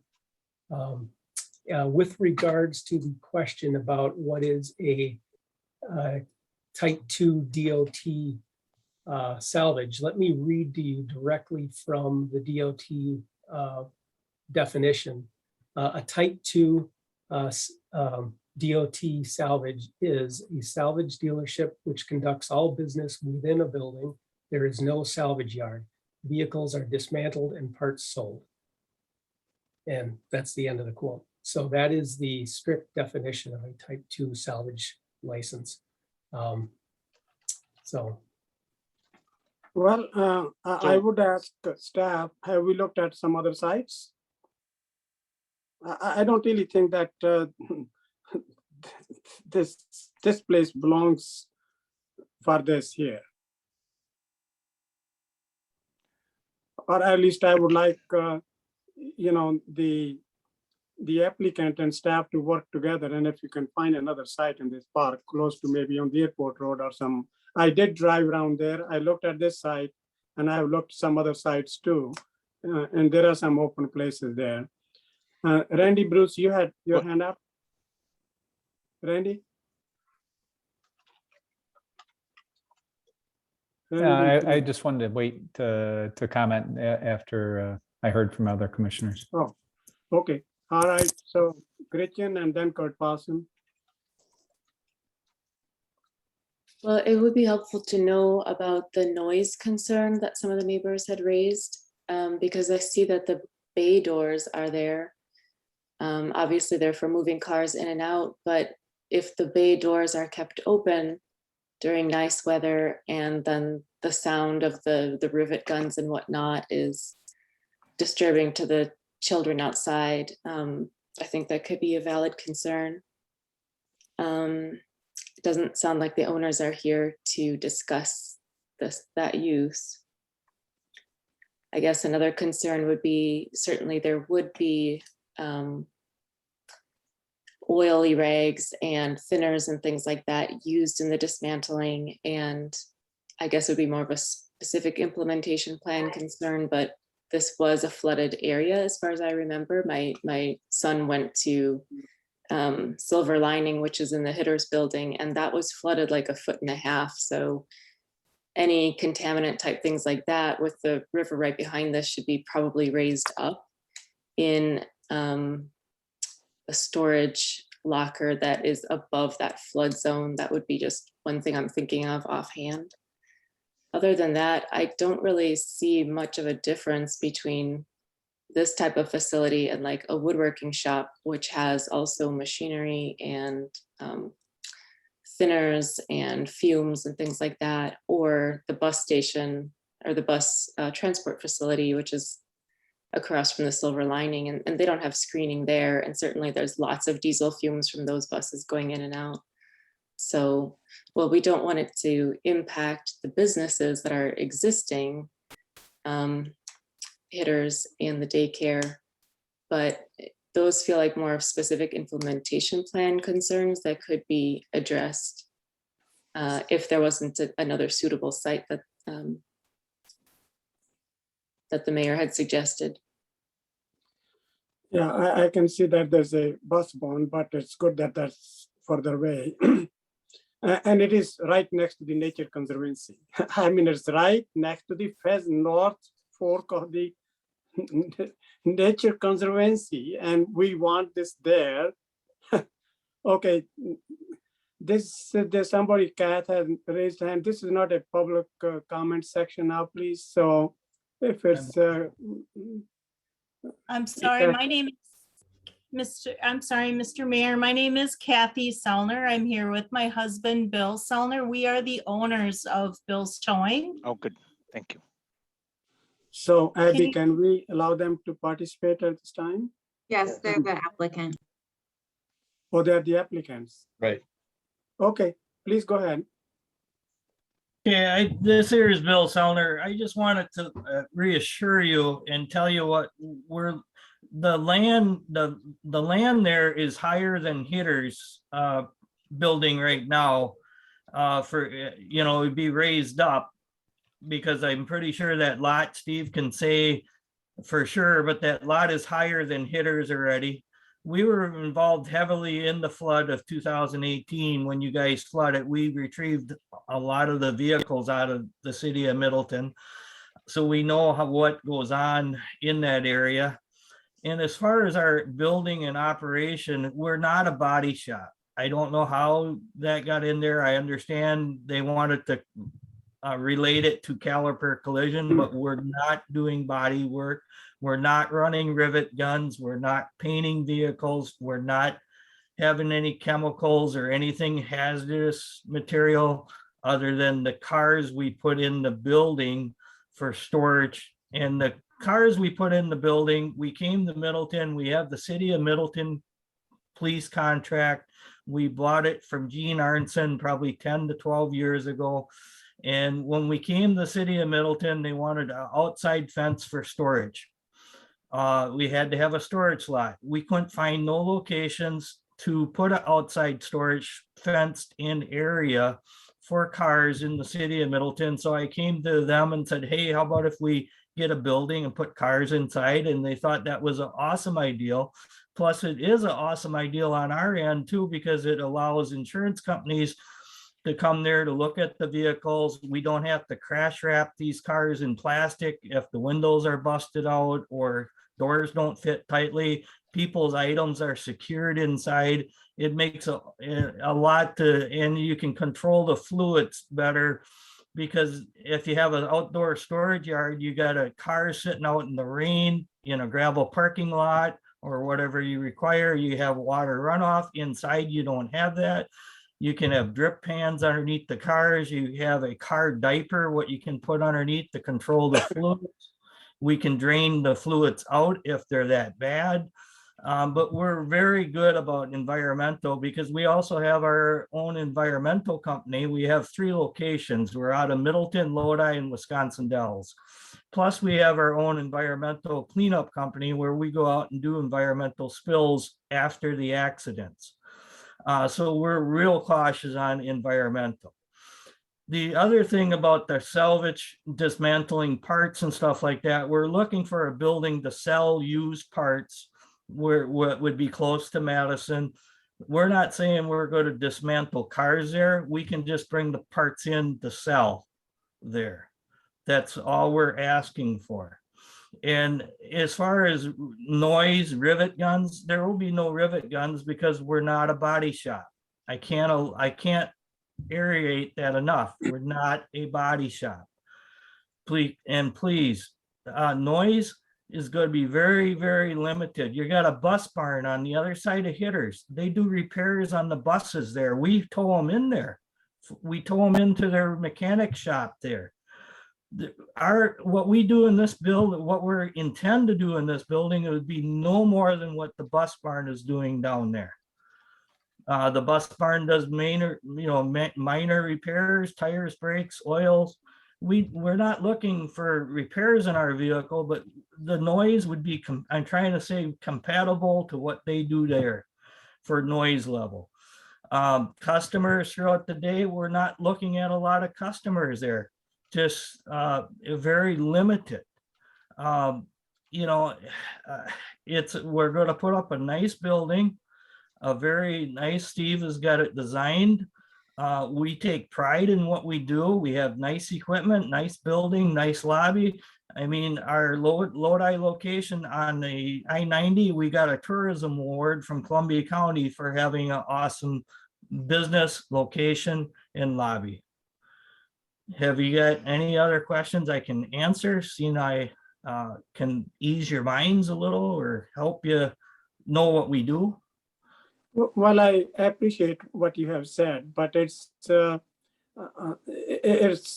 partly my mistake that I was reading this document late at night, and I just could not believe it that this was happening in the city of Middleton, that somebody is city is putting some facility close to the nature conservancy, close to the daycare center. I slept just less than 4 hours last night, just worrying about how the city could be doing this. So I think maybe there is a time that maybe this area was flooded, and we definitely don't want that more of the contaminants going into the nature conservancy there. I would like if you and the city staff work together, and if you could find some site on the airport road or close to wherever we have this this other abracadabra, that there's a collision shop there, and that would be, you know, much more acceptable. I really wouldn't have any problem. We already have approved one there, and close to here, well, I would have I can really accept it. So I think I'm willing to make a motion to defer so we can look at all the details. I'd be more than happy to visit your facility in Lodi and see what's happening there. And I would also like you to work with the staff to see that if the alternate site can be found. Okay. The thing is, the closer you get to the Highway 12 or visible on Highway 12 or visible on the airport, the prices increase tremendously on lots. And it's, you know, this lot we found here will suit us well. It's, you know, we don't need the visibility of high traffic flow. So, I mean, I understand because I'm on the interstate up to Lodi, I have interstate frontage. I don't need this for my Middleton location. And we found this piece of land, we fit the requirements of the CUP, what you have there for requirements on your land zone. And like I say, we bring cars in, we store them. When we put them in there, we disconnect the battery cable, so there's less chance of fire or anything with them. Fluids are contained and drained if necessary. Noise is to a minimal. We've also worked with the CISA program, and we've had kids come in for semesters for credits to work with us, and they actually are able to obtain credits through high school to obtain their socialization, because that's a class that's not taught in school. And I would also address, I know the concern is for the kids. We do have 4 kids ourselves. So it's not that we're not going into it blind, but the concern that I would have with the kids is the behavioral center across the street for treatment of drug addiction and other psychiatric behaviors. So to me, that would be a greater concern. I know that's not part of this, but this is a teaching for kids. We've been requested by daycares to take the tow trucks there. Wanakee has I can't think of the name of it right now, but they have like a big truck day where we all get together, like with the fire trucks and the garbage trucks and the school buses, and we all get together and let the little kids, very, very little kids, not even 1 year old, love to stand up on the steering wheel and beep the horn and everything. And they, you know, we're all very, very kid friendly. And the thing of it is, we're all I'm all about safety and clean and representing, you know, the building's got to look nice for us, because we wouldn't be sticking this kind of money to have a salvage yard, a body shop, or something that's not make Middleton happy, make us happy. Okay, and make our customers. I appreciate Thank all you, Mr. what you Mayor. have said and what you're doing. So I would Mayor? like, well, let's see. I would like Elder Ramsey and then then Commissioner Paulson and then Commissioner Gritchen and then Mark Opitz. May I ask Go a ahead. procedural question first? There was Yeah. a motion made, but not a second. Are you recognizing a second? I just need that for the minutes. We need to note that. for Well, the- I would say let's have a discussion and But there's a motion made and there's not okay, been I a can second. withdraw that. I can withdraw that motion. Let's have a more discussion. So, That makes it cleaner. Thank you. okay. So, Elder Ramsey, then. Sure, thank you, Mr. Commissioner Mayor. Paulson. I just want to kind of draw a point on this, I guess, as to what the operation is going to be. There seems to be some confusion. My understanding of what you're saying is that you will go get a vehicle that's disabled. You will tow it to your facility there. It'll go inside your facility. At that point, you'll do whatever environmental issues you have to if there's any leaking fluids. But there will be no dismantling or repair work. You're basically, if I'm understanding you correctly, it's a facility to store the towed vehicles until the insurance and owners can take a look at it until you take them to be crushed or whatever the disposition is. Is that correct? That would be correct, but we're also asking for that salvage license to sell used parts out of the building. Earlier in your statement, you said that you were going to bring the parts to there to sell the parts, but Right. you indicated that you're not going to dismantle them there. Is that correct? Correct. That's correct. So you will be bringing the parts from somewhere else. You won't be actually dismantling the cars in that facility. Correct. Okay, thank you. So now I see the conflicting statements right here between what was said earlier and what is said now. Earlier was that you will sell the part somewhere else. So anyway, so Kurt Paulson. Yeah, so I think I can land this plane by asking our zoning officer. It's not near the airport, but our zoning officer a question. So Mark, in the public hearing notice, if you want to bring that up, it refers to right. So it refers to conditional use for indoor storage of vehicles and automotive parts, which I think everybody's fine with. Auto salvage operations conducted entirely within a building. I think everybody's fine with. And then so two questions. Our conditional use can require that the use actually be a DOT type 2 salvage operation, because then that gives us a very specific limit, which means anyone wants to change the future use. If they sell the building in 10 years, they have to come back to us. But since the public hearing included the phrase auto body repair and the GIP language says auto body repair, could we actually strike that? Yes, I was from the going to say that. recommended? Yeah, so that we could actually, go ahead, Mark. Sorry, and the reason I raised my hand, Commissioner Paulson, is for this exact point that you're making, so I appreciate that. I wrote a hearing notice to be as conservative as possible, to err on the side of caution. And because I felt, and I would argue the hearing process has worked very well, because as you're through the course of the testimony and the concerns that have been raised, you're able to sift and winnow and find the conditions that are necessary to impose to make you comfortable with approval. Right. But so that the GIP would say indoor storage of vehicles and automotive parts and indoor auto salvage operations and conducted entirely within the building. And we could strike that auto body repair. Right. And then we would add the noise and all those as conditions on the conditional use permit, which is next. Right. Right. Okay. So I'm sorry I didn't explain this better. This was meant to be to err on the side of caution, because the comparison was made by the applicant early on that this would be no different than the Abra Auto. I don't know the full name of the building. It's not Abracadabra though. It's Abra something. Abra Auto Body, I think. They said it would be no worse than that. And from what I'm hearing in the testimony that they're providing tonight and in their, the remarks they've made, is that it's actually less intrusive than what that is considered to be. And then the office use is non-objectionable, and so that's part of the use.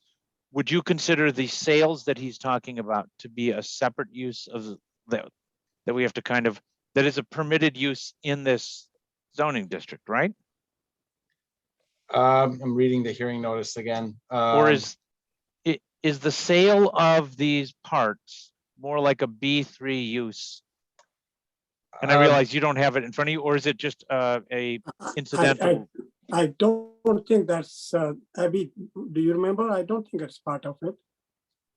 Well, the GIP, I don't have, is the GIP in the packet? I'm sorry, I don't remember if that was Yeah. included in the packet. Well, or not.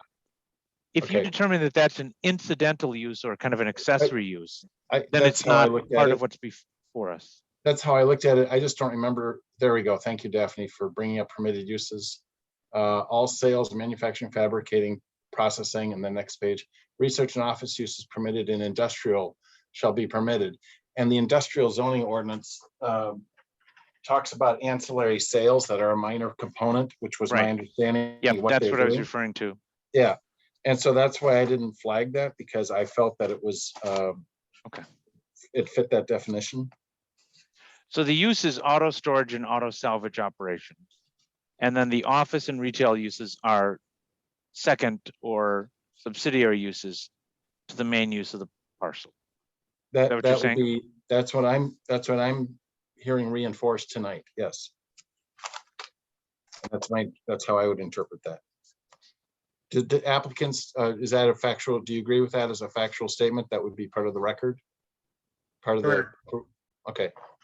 Well, we can't just, in the middle of public hearing, we already went through hearing, we can't just keep on changing. I think this is a complete mess unless we clarify and have time to look at it and what is going to be done here and what isn't going to be done. I can't really see that why we could even vote on any of this. Well, so Kurt, you have any further questions? No, it seems to me that we noticed a larger category of uses, and then we're striking one of those in the GIP because that's not what they're applying for. And so what Mark was saying is you notice a public hearing for a broader range of uses, and then scaling it back to something less intensive does not require an additional public hearing. Well, I'm not talking about the public hearing. I just would like to, I'm not asking for additional public hearing. What I'm wanting is that this is a complete mess, and I don't think Plan Commission is at a stage to vote on this. So Gretchen and then Randy Bruce. I was, before this previous discussion, wondering if it was more of a warehouse operation than if it's storage of parts and storage of cars with some sales. That was one question. And then one question for the owners was whether there had been any environmental or safety infractions at other locations. And I ask that because typically if there's a company culture of safety, that will continue regardless of where the operation is. And it sounded to me like they had a company culture of safety and environmental concerns. So if they haven't had other infractions at other locations, then I would reasonably assume that this would be handled the same way. Those are good points, Gretchen. Randy Bruce? Yes. Gretchen, are you done? Okay. I think I'm unmuted now. Okay, Randy, go ahead, please. I've got a couple of comments to make, or questions, I guess. One question for the applicant. The outside parking, the surface parking that's shown, is that just for patrons then? Maybe insurance representatives or people that are coming to purchase parts? In other words, you're not asking for any outdoor parking for salvaged vehicles, is that correct?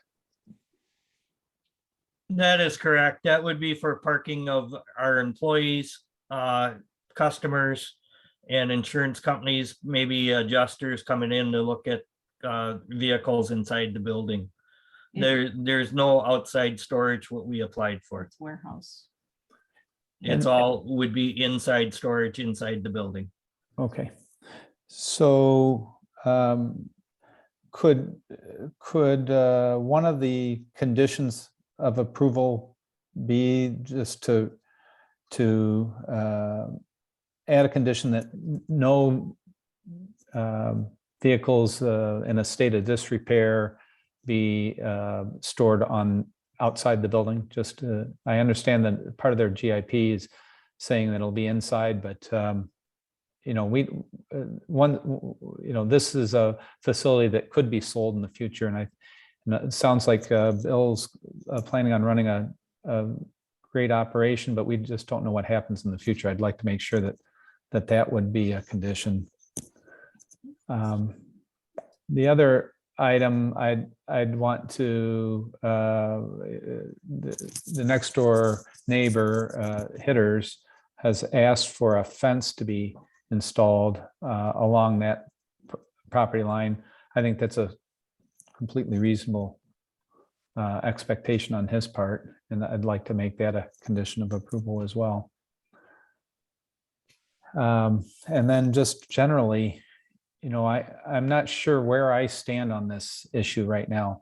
When I look at this, we're asking in a way we're giving a little bit of a spot zoning here. And on Airport Road, it does make total sense. I think the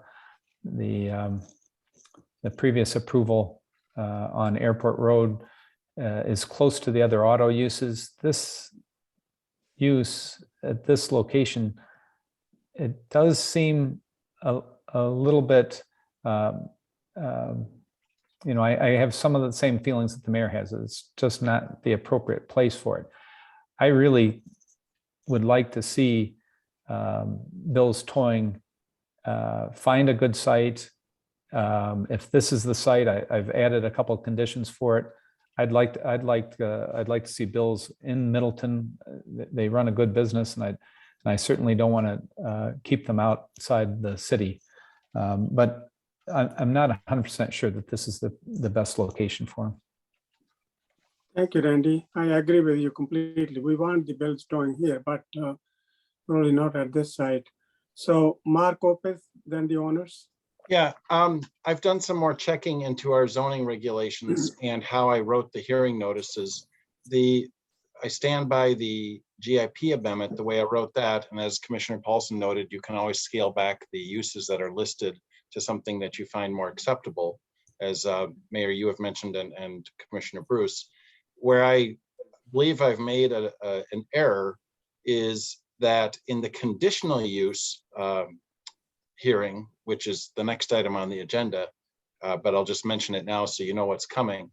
The existing Airport Road Business Park GIP specifically identifies the permitted uses, the conditional uses allowed in an industrial zoning district. If you could pull that up again, Daphne, please. I would appreciate that, the GIP text. And so when I wrote the hearing notice, I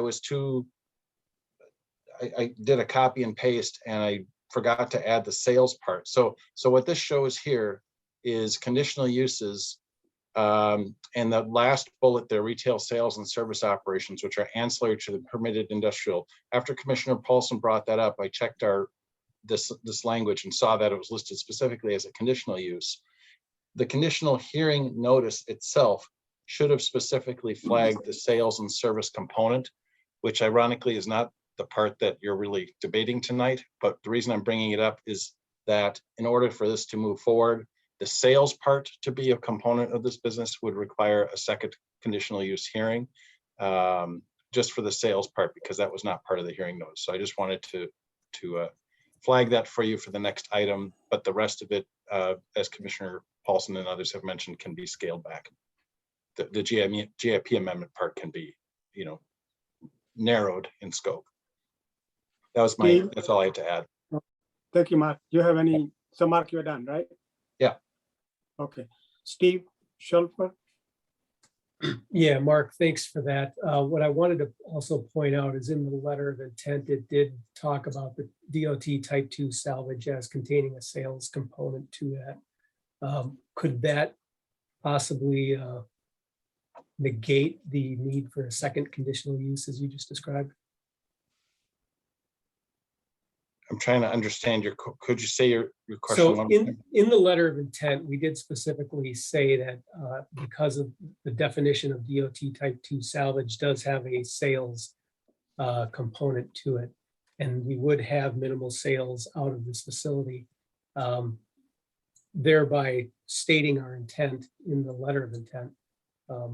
Does that still require a second conditional use, or could that all be contained within this single request?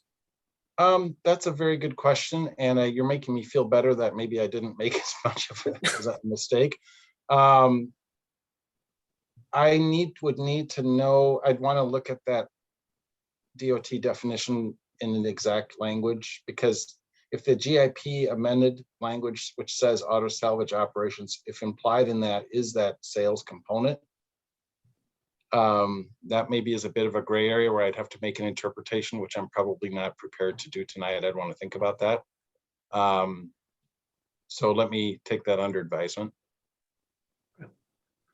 And I think the difference is that industrial allows ancillary sales, right, as a permitted use, but the GIP language specifically calls out ancillary sales as a conditional use. No, actually, Kurt, Commissioner Paulson, the industrial zoning ordinance actually identifies as a conditional use ancillary retail sales as well. I misspoke earlier. Okay, so it's 10.6A parentheses 4. I probably misspoke earlier. Are you done, Mark? And yeah, Kurt? yeah. But Okay. the question I'm sorry, Mayor, just to No, clarify, no, what go ahead Steve and Schulfer is asking, it's an interesting question, which is, since I'm specifically listing, since the hearing notice specifically referenced auto salvage operations, is what they are proposing entirely consistent with that use, then maybe there isn't a need to revisit the conditional use hearing. So I just don't want to make that determination here at 9:30 at night. I want to think about that one. But you're not on that agenda item anyway. What's before you is the GIP amendment right now. Okay, so I have a question for the owners and also the staff. What is, if we were to delay this by 2 weeks, what do we lose? Or what is, I can see there are significant issues which need cleaning up. Do you see any problem?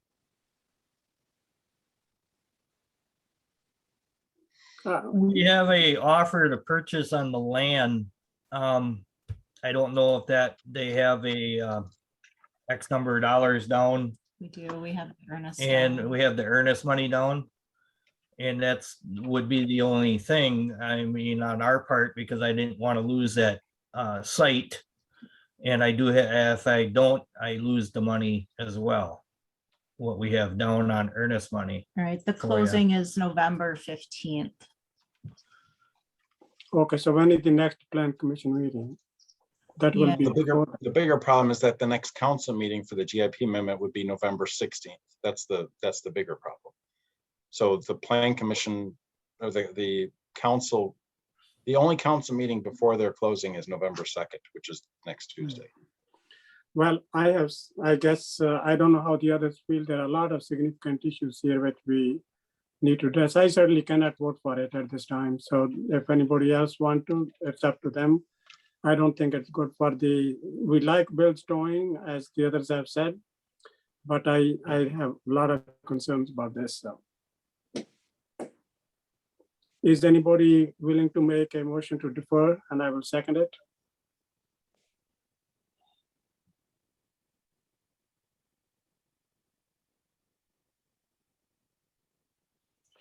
At this point, Mark, you have to, you're saying that we need to make a motion to defer the conditional use anyway for you to be able to make a determination. You're not on the conditional use part, but the GIP amendment is not, the issue that is flagged regarding sales is not germane to the GIP amendment agenda item, because the GIP amendment only modifies the storage of vehicles and auto parts and auto salvage operations, not counting the auto body repair, which you would strike from the approval. So the other language regarding the conditional use is already in the GIP, so that is not part of the amendment. So one option, your options are to defer action on the GIP amendment and a recommendation, or to recommend approval of the GIP amendment with conditions, and you can modify that, which I would advise to strike auto body based on what all the discussion tonight, and staff would be fully supportive of that. The other option, of course, is to move to deny the GIP amendment. Okay, well, I'm going to go ahead and make a motion to defer, and I would like a second.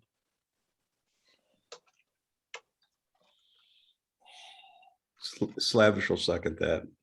Okay. Any further questions or comments? Okay, all those in favor of the motion to defer to the next meeting, say aye. Aye. Those opposed? Nay. Nay. Nay. Nay. Okay, so it's, what is the? Fails 4-2, I think. The vote was 2 favor, 4 against, so the motion fails. Mayor, I would make a motion that we recommend to council to approve the GIP amendment for this parcel, striking auto body use and subject to all the contingencies listed in staff comments, plus the contingencies that the operation be a type 2 DOT salvage operation, no outdoor storage of vehicles in a state of disrepair, and that the applicant provides adequate fencing and screening on the east and west sides of the parcel. Okay, is there a second? Second. Okay, second, that was then Elder Ramsey? Correct. Okay. Any further- Clarification for the motion, Mayor. So Commissioner Paulson mentioned the GIP amendment determined that it's consistent with the comprehensive plan and development decisions in the Airport Road Business Park and recommend approval to the council contingent on, and he's listing these, the granting of a conditional use permit would have to happen, obviously. He's listing all these items, but then the 3 items he's adding to the motion are to require there be a type 2 DOT salvage storage. I'm sorry, are you saying it again? Sorry, go ahead. Yeah, I have a note that it be a DOT type 2 salvage operation. Yep. Limited to no outdoor storage of vehicles in a state of disrepair. Okay. And that adequate fencing and landscaping on the east and west parcel boundaries. Yep, I had gotten that. Okay. So that's in addition to that list. That's what the motion is. Right. Okay. Okay, all right, so Elder Ramsey, you agree with all those? Yes, I do. conditions? Okay, Gretchen, you have your hand up. Yes, I was wondering if it was possible to strike the word fencing and just leave it as screening. Is fencing inclusive into screening? I would accept that as a friendly amendment, because at the SIP stage, then we can determine it. You know, you might have arborvitae, which is required, which is better than a fence. Yeah, that's what I was wondering, is because it's next to the E corridor, next to the river there, if fencing might be more of a distraction than some nice landscaping. Yeah, and that's why I said on the east and west side of the parcels, because the south side is next to the E corridor there. Okay, Gretchen, you have more questions? Or? No, sorry. I just have one item to raise that I don't think has been discussed.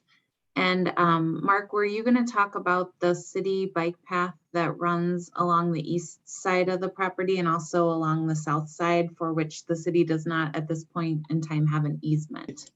It was included in the staff motion that Daphne just had on the screen. Thank you. I It was in just that list. remember it, so I wanted to make sure that that got included. Yeah, I'm glad we're bringing that up so that it's aired publicly. Thank you, Abby. So the second to last bullet, thanks to Abby and Daphne's research while I was gone, they discovered, much to our chagrin, that the bike path along the creek corridor, as well as the connection to Deming Way, is not located within a public access easement, which is something that should never have happened. And so they consulted with the applicant, and it sounds like it'd be nice to hear it as part of the meeting. It sounds like they're amenable to accommodating the bike path that the city built on private property. Is that accurate, Bill and Kathy and Steve?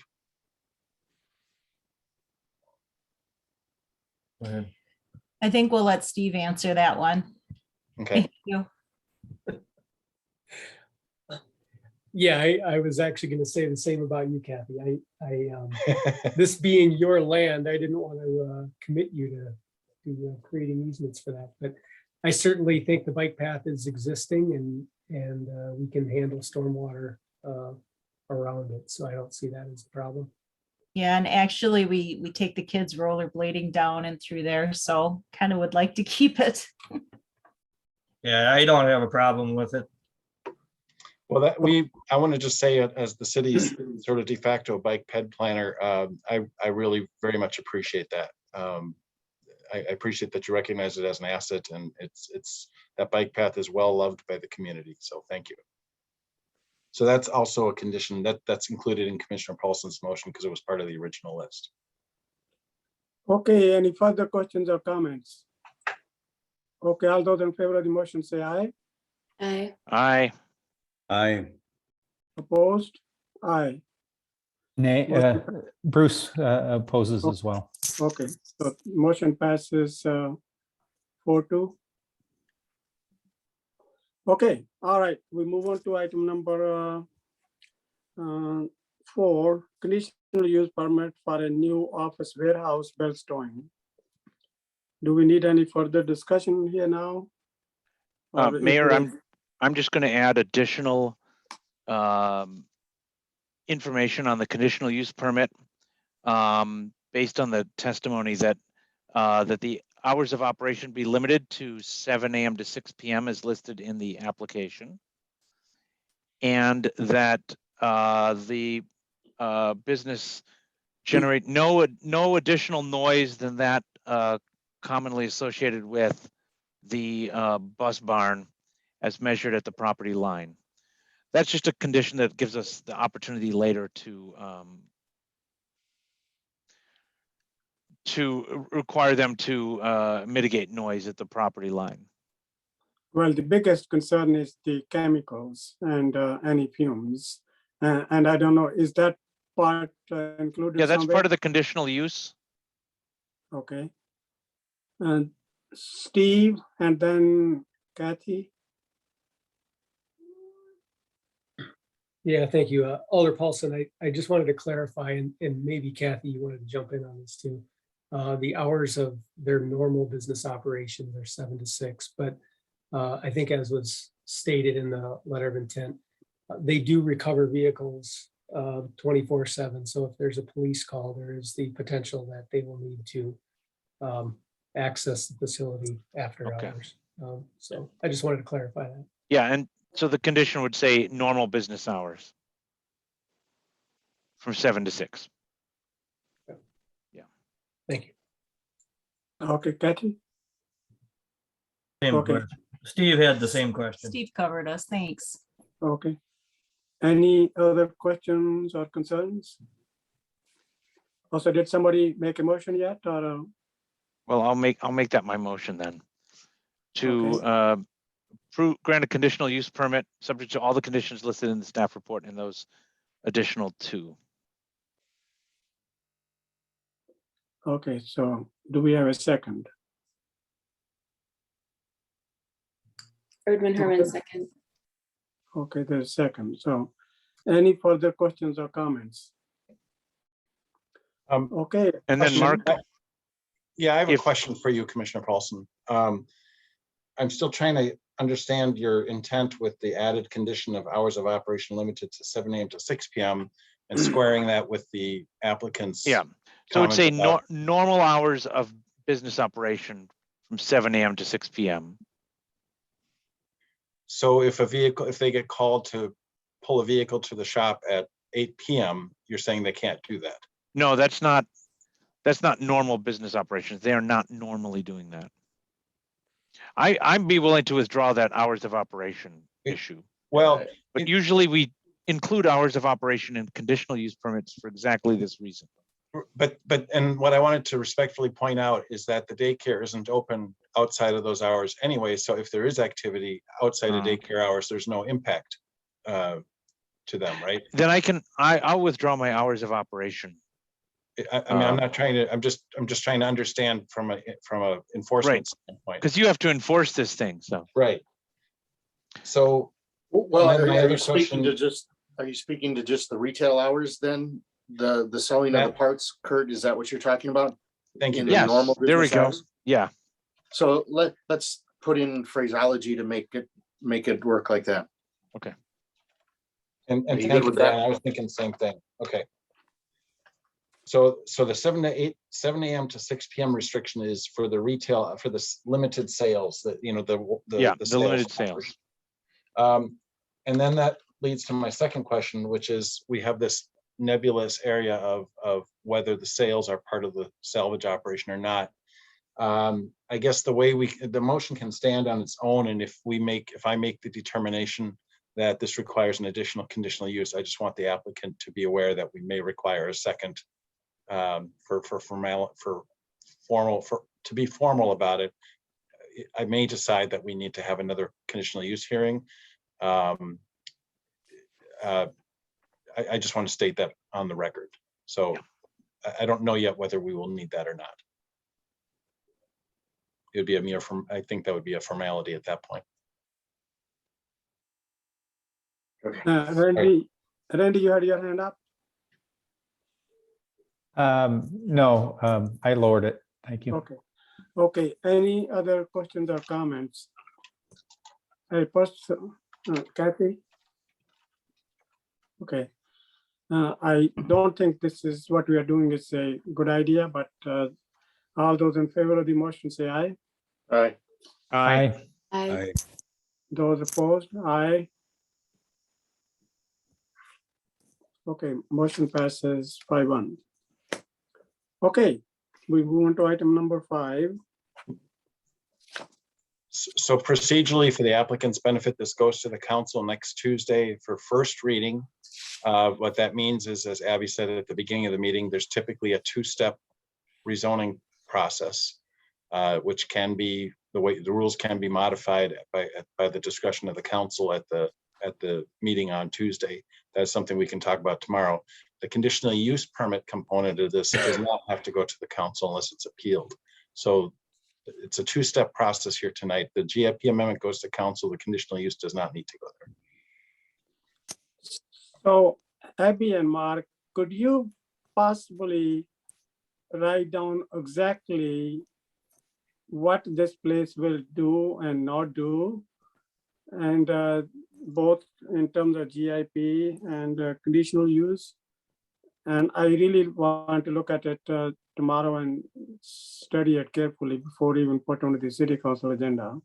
I have to really know exactly what we are approving here. Okay, item number 5, rezoning ordinance to amend the community of Bishop Bay general implementation plan pertaining to 20-acre parcel directly east of 6043 Anken Road. So now your procedure for this one is so staff summaries and then the applicant. Yeah, so Abby, you want to start with this, and then applicant will provide the information. Yes, thank you, Mayor. When this was, I wrote the staff report. When this was before you last, you did not have the staff report, and I apologize for that. You have a more thorough report at this time. Mm-hmm. You also have in your packet the correspondence from the Middleton Westport Joint Zoning Committee, which reviewed it the following day, and they identified various, although they didn't make a recommendation, they identified various issues and potential conditions of approval should the council decide to proceed with the GIP amendment. And then there's also the communications from the public, Commissioner Erdman Hermans, and the response to that from our city attorney, Matt Fleming. And we also have had correspondence with the DNR, which indicates that indicated that there aren't any outstanding issues from their standpoint, I think is what the summary was. Abby, you have to I actually didn't read everything since I came back from vacation. I had computer problems most of the day today. So I think from my understanding of the DNR summary that that they didn't have any outstanding concerns. So that's what's in your packet, updated from when you last discussed this in September. Abby, anything to add? I just wanted to go back and refresh my memory because I apologize that I was not prepared to speak on this item. Oh, I didn't mean to. Mark, I thought you were going to summarize the information from the DNR that Daphne received. Yeah, and I can't find it on my computer right now. I had it up, and I think with my computer problems I had this afternoon, I don't think I reloaded it. Yeah, I can just summarize it real quick since I was the one that spoke. All right, thank you. Yeah, no problem. So I spoke with someone at the DNR, and he looked into all of their databases, their records, the historical database, all of that. They basically found the same thing that we found. You know, they found like the aerial views that changed, that it was a quarry, and then, you know, 1 year it wasn't. They couldn't find any information on, you know, contaminated soils that they had. They said that, you know, it doesn't mean that it's not contaminated. They just didn't have any records on it. And then basically the recommendation we got from DNR was to require a phase 1 environmental analysis before anything is done. And that we plan to, that is planned to happen, right? Okay.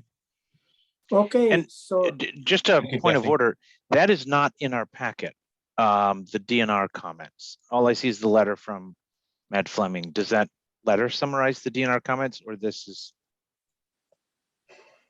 I'm just wondering if I missed something in the packet. I can't find it. It's not in your packet. I'm going to forward it to you right now. Yeah. Okay. Yeah, I didn't see that either. So thank you. Thank you, Kurt. So and thank you, Daphne, for doing this while I was gone. Thank you for following up with them. The reason this is before you, commission members, is because the council referred this back to the commission. I should have started with that. So that's probably clear. Because there were some questions and concerns. A lot of those are addressed and were addressed by the Westport Zoning Commission as well. Okay, so now, Terrence, Terrence or any other premise group want to present anything further? Terrence? I can speak. I don't think Terrence is going to speak yet, but I can certainly speak for it. Okay. This is Madeline? Yeah, Madeline. Okay, go ahead, Madeline. I'll just add, because I know a couple people have brought up the concern of not being buried in a casket, and that's an environmental concern. And I know there's been some misinformation about that. And so I just thought I would clarify. First of all, there's nowhere in the United States that you actually have to be buried in a casket. And second of all, there's no such thing as a sealed casket, and it's against the law to claim that a casket is sealed. So anything that's in the casket will eventually decompose. The casket will decompose itself. And so, yeah, everything will kind of get in and get out eventually. So there's not really a benefit to having a casket. It just kind of prolongs how long it'll take for everything to decompose. And I know that was just some misinformation that was spread, so I wanted to clarify that. But yeah, I know we've presented on this a lot, and so I won't, rehash everything we've talked about, but just emphasizing that this is a green and sustainable use and a green natural cemetery. Thank you. Okay, so, well, I can start. Yesterday, I actually went to this site and I climbed that hill there. There's a lot of huge pile of stuff there, and I know exactly where it is and what it looks like. And then I also talked to the neighbors to the west, the ones who will be most impacted, Spellingers, and had a good conversation with them. Wonderful people. They were very kind. and they have lived there for 10 years. This is probably one person which do have legitimate concerns. There are two other homes west of their homes. I didn't really I didn't talk to them. So I thought this is the person, this is the family which is most impacted and I should talk to them. And then after that, I also went and on that Ankan Road and went to the Inspire school there, and which is fabulous, looks great. And then I also wanted to, there were many concerns raised by the people living in Black Nine. So I drove around that part of the Bishop Bay and talked to at least one of the person there who lives in that area. And I looked at this proposed site from the site that what the Black Nine or the other community of Bishop Bay development looks like. And then I also looked at it from the developed part of the community of Bishop Bay. So I have a very clear understanding of it that I couldn't really see that this particular site from the developed part of the community of Bishop Bay from one of the roads which it's close to that big sign which they have. There's a lot of forest and mountainous area between them. So I think I have a fairly good understanding of the site and the person most impacted, which is the Splangers, and what the people in the community of Bishop Bay would be looking at. And so that was my homework, and I was pleased what I did. And I think my biggest issue with this one is the environmental, and that is the water and the movement of water, and if there could be any contaminations toward the wells. And the staff told me today that is one of the conditions of approval if it was moved forward, and I'm quite pleased with that one. So, and then I also looked at it, it's right across from that where the county had cleaned up that Dawn Creek, and they have piled tons and tons of that material high in phosphorus. I don't know how the water movement from that particular material will affect the wells, but I think we can address that one. But I would want that to be addressed by the staff from what we are doing here. Okay, so then I will open it up to the other commissioners, and Kurt Paulson has his hand up. Kurt, go ahead, please. Yeah, so I want to follow up on that exact environmental question, Mayor. And we now have the email from the DNR. And I guess the question I would ask for the applicant or Taylor, the attorney, are you okay with a additional condition which requires you to prepare a phase 1 environmental assessment and submit that prior to the SIP or along with the SIP? I'm just trying to figure out what the timing is here, because I don't know how long a phase 1 EA takes. Taylor? Taylor?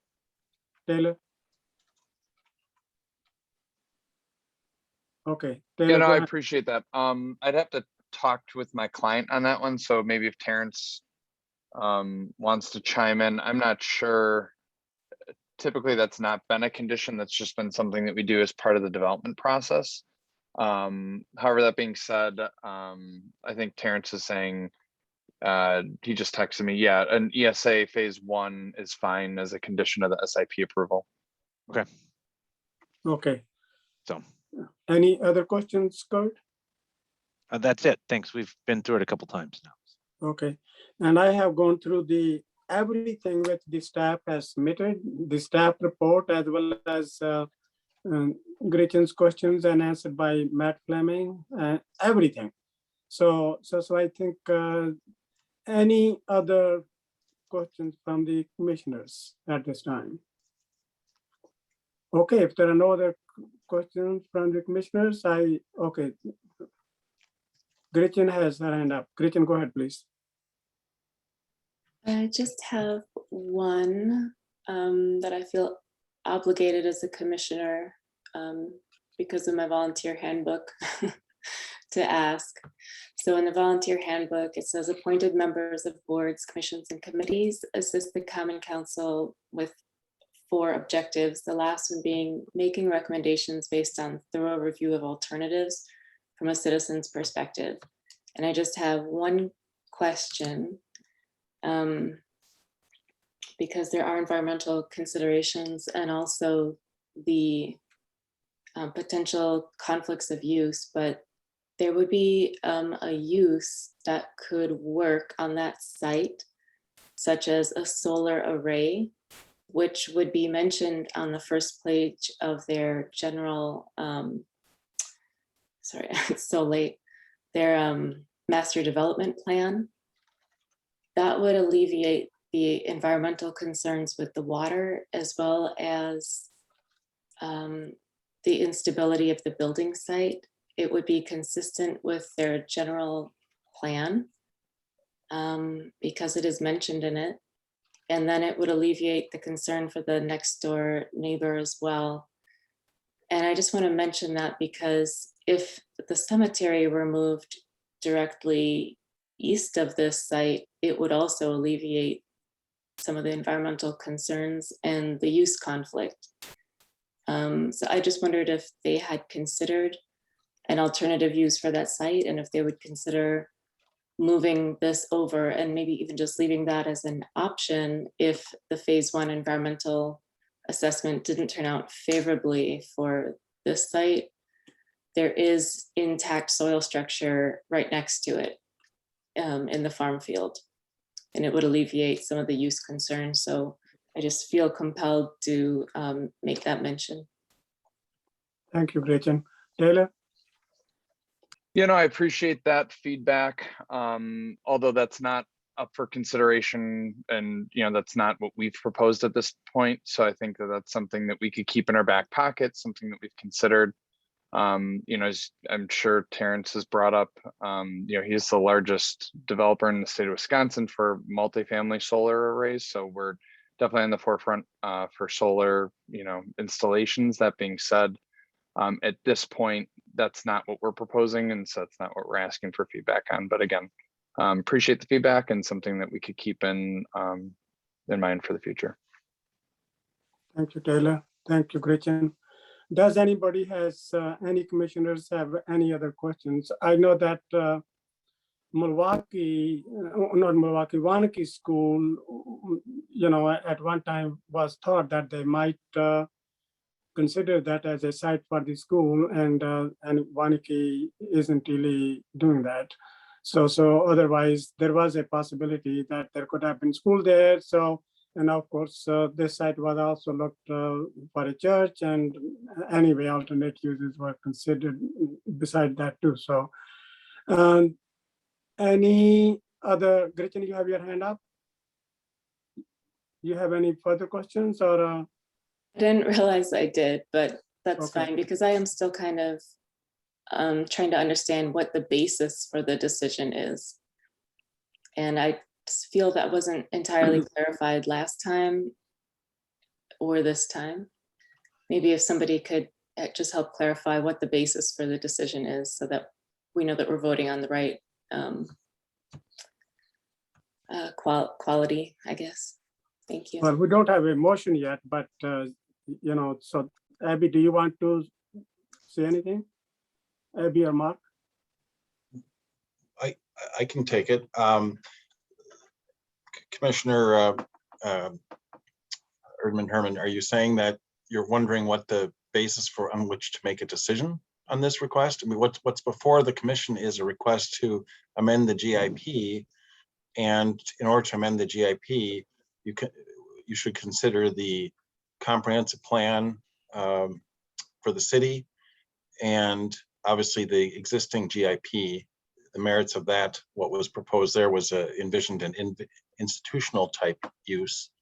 The comprehensive plan for the city envisioned a park and open space type use. And from a zoning interpretation standpoint, I I determined that there was a need to amend the GIP, but our staff position is that this is kind of a hybrid use. What's being proposed is a hybrid of the comprehensive plan and the originally approved GIP. So a decision on a rezoning should be found to be consistent with the city's comprehensive plan. And then it's appropriate to consider various conditions, which Middleton Westport Joint Zoning Committee identified a full range of conditions. So I'm not Mark, sure. I would also, just to add to what you've said, section 10.85 of our zoning ordinance outlines the criteria for approval of a PDD. And there are 5 different criteria that are listed, and I can pull those up. Daphne, if you want me to quick share that.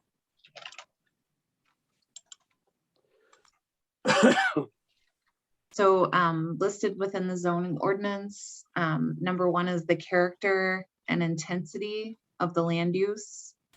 And it talks about respecting the physical attributes of the site, protecting and preserving natural features, producing an attractive environment of sustained aesthetic and ecological desirability, not adversely affecting the anticipated provision of school or municipal services, and not creating traffic or parking demand incompatible with the facilities to serve it.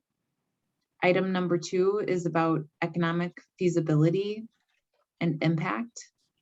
3 is engineering design standards. 4 is preservation and maintenance of open space. And this section actually ties into the city's requirements for parkland dedication and fees, which is of course an overall component of the master development plan for the community of Bishop's Bay, but is not relevant to this site in particular because it doesn't have any residential units. And then based on these criteria, the Plan Commission transmits its recommendations to the Common Council for consideration. Does that answer your questions, Gretchen?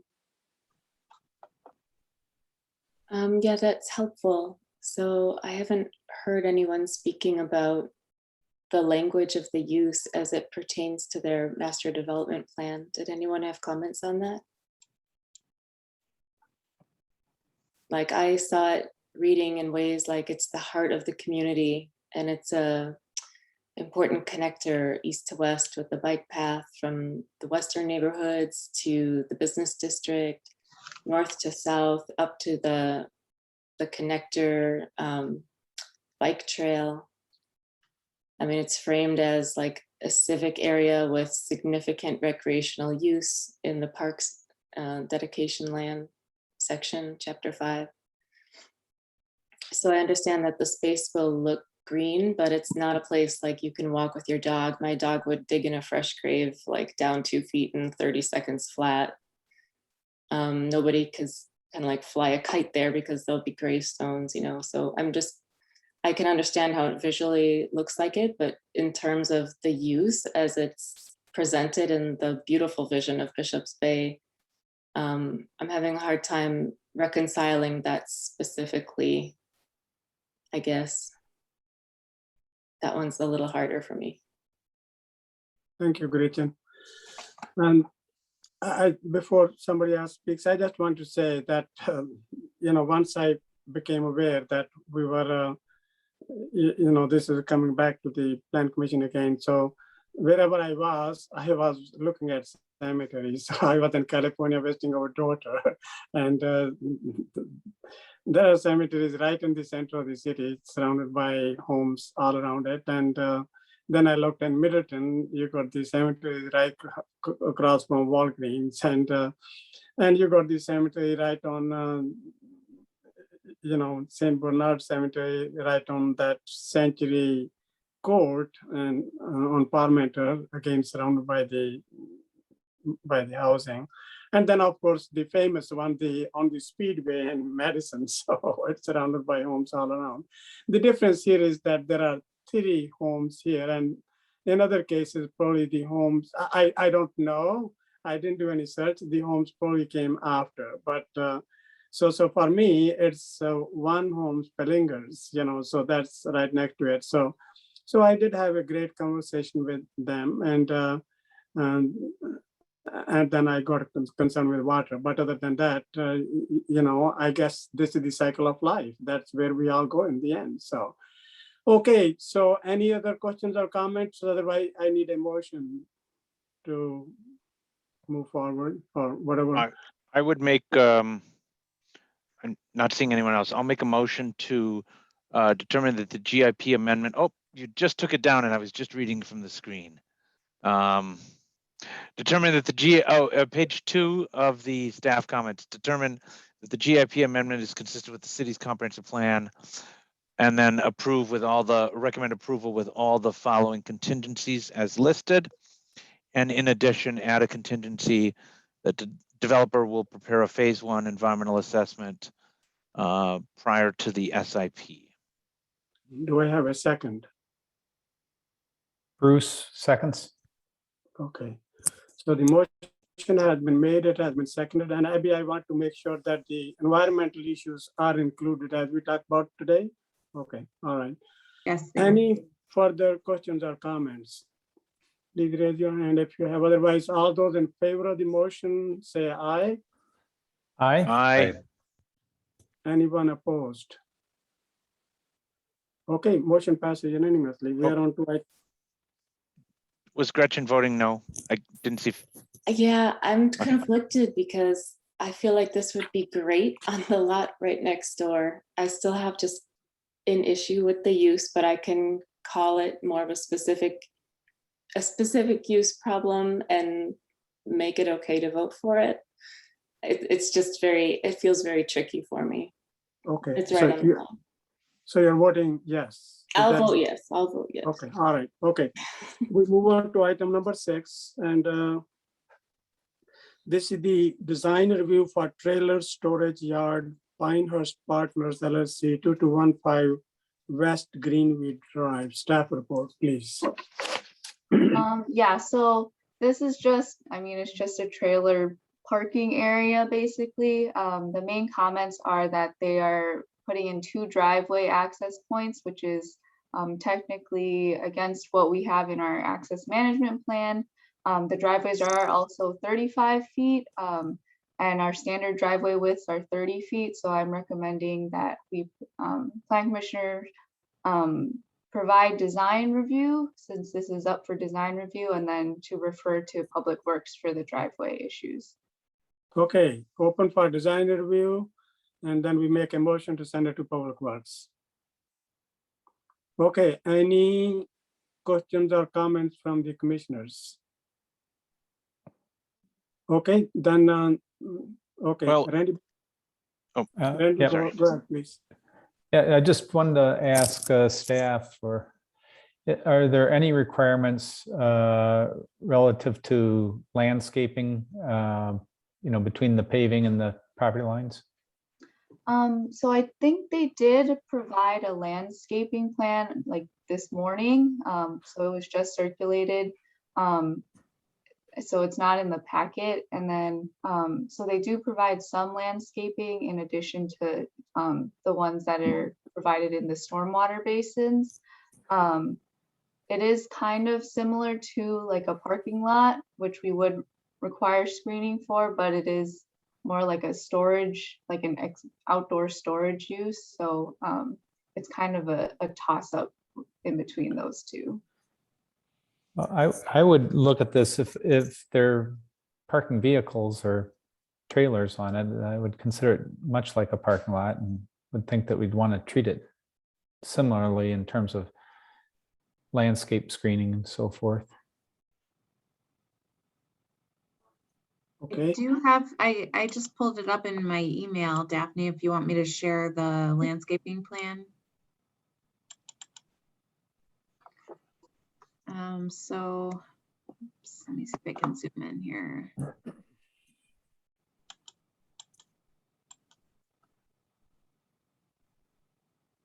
This is Roxanne, the civil engineer. Randy, so they have large trailers like semis that they're going to park in here. I did some striping. Maybe I shouldn't have. They're mismatched, different sizes, and I turned off the truck turning movements to get in and out, but I'll go through that with Public Works. They really don't want, islands in the middle of this thing when it'll affect their movements and such. But they're fine with the perimeter landscaping. Just thought and Don's on here. Don, if you want to say anything regarding that, PC owner. Don, do you want to say anything, please? Okay, if you don't, Mike. And Roxanne, can you tell us what the distance is between the paving and the property lines? I think it's about 5 feet. Maybe 6. It's 6 feet on one end. I think it's about 6 feet, 5 to 6. And Daphne or any of the planning staff, would that be a typical setback required between paving and property lines? Typically, I think that would, if there were 5 feet, that would enable some landscaping, minimal landscaping.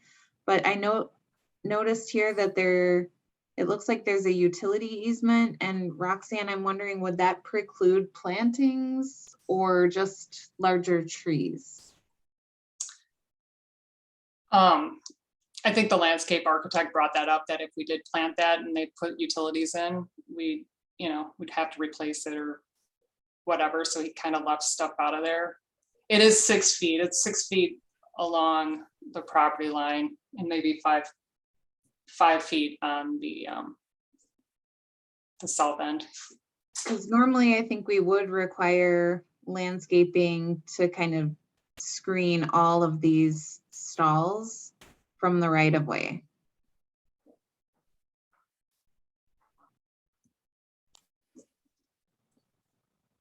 And I would think we could add some along there. If you don't mind, it's in the utility easement. Okay, Yeah. Mike, you have your hand up. Mike Slavish. Yeah, just a quick question. And Roxanne, I guess this would be for you. I assume, given that it's going to be all, 18-wheeler trailer storage here, the request to go from 30 to 35 feet, looking at kind of site layout and turning radiuses, is the additional 5 feet nice to have, or is it arguably important based on the truck turning radiuses that you've modeled?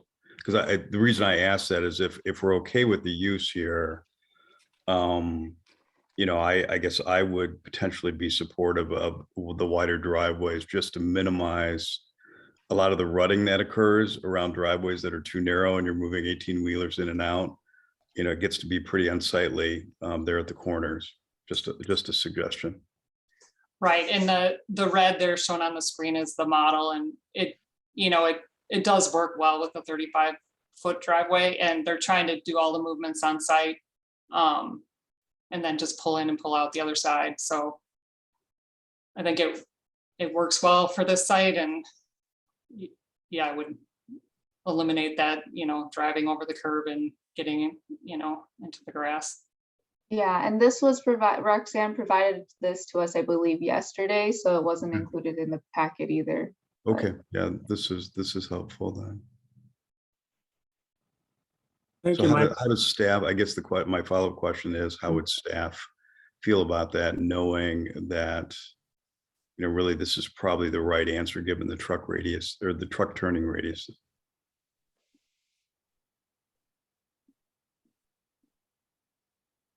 I just went through this with Future Foam on a different site in Middleton.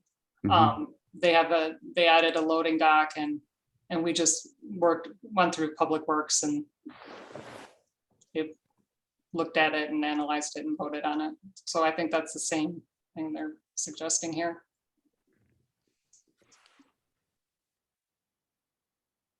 Okay, Mike, you're done? Yep, I'm done there. Okay, Kurt? Marco, it's a zoning question. You knew it was coming. What is this use? And is it consistent with the underlying zoning of the PDD of this office park? Is this It's a not park? PDD, it's zoned industrial. It's zoned industrial. Yeah. Oh, okay. So this is considered outdoor storage of. It would seem consistent with the. Yeah, that's why I was asking, because it wouldn't be consistent with kind of a business park idea. But So industrial. we allow as a permitted use, trucking operations, including truck terminals, transfer facilities, vehicle maintenance. Perfect. Okay. And so then the parking lot standards for landscaping do not apply because it's not a parking lot. Well, I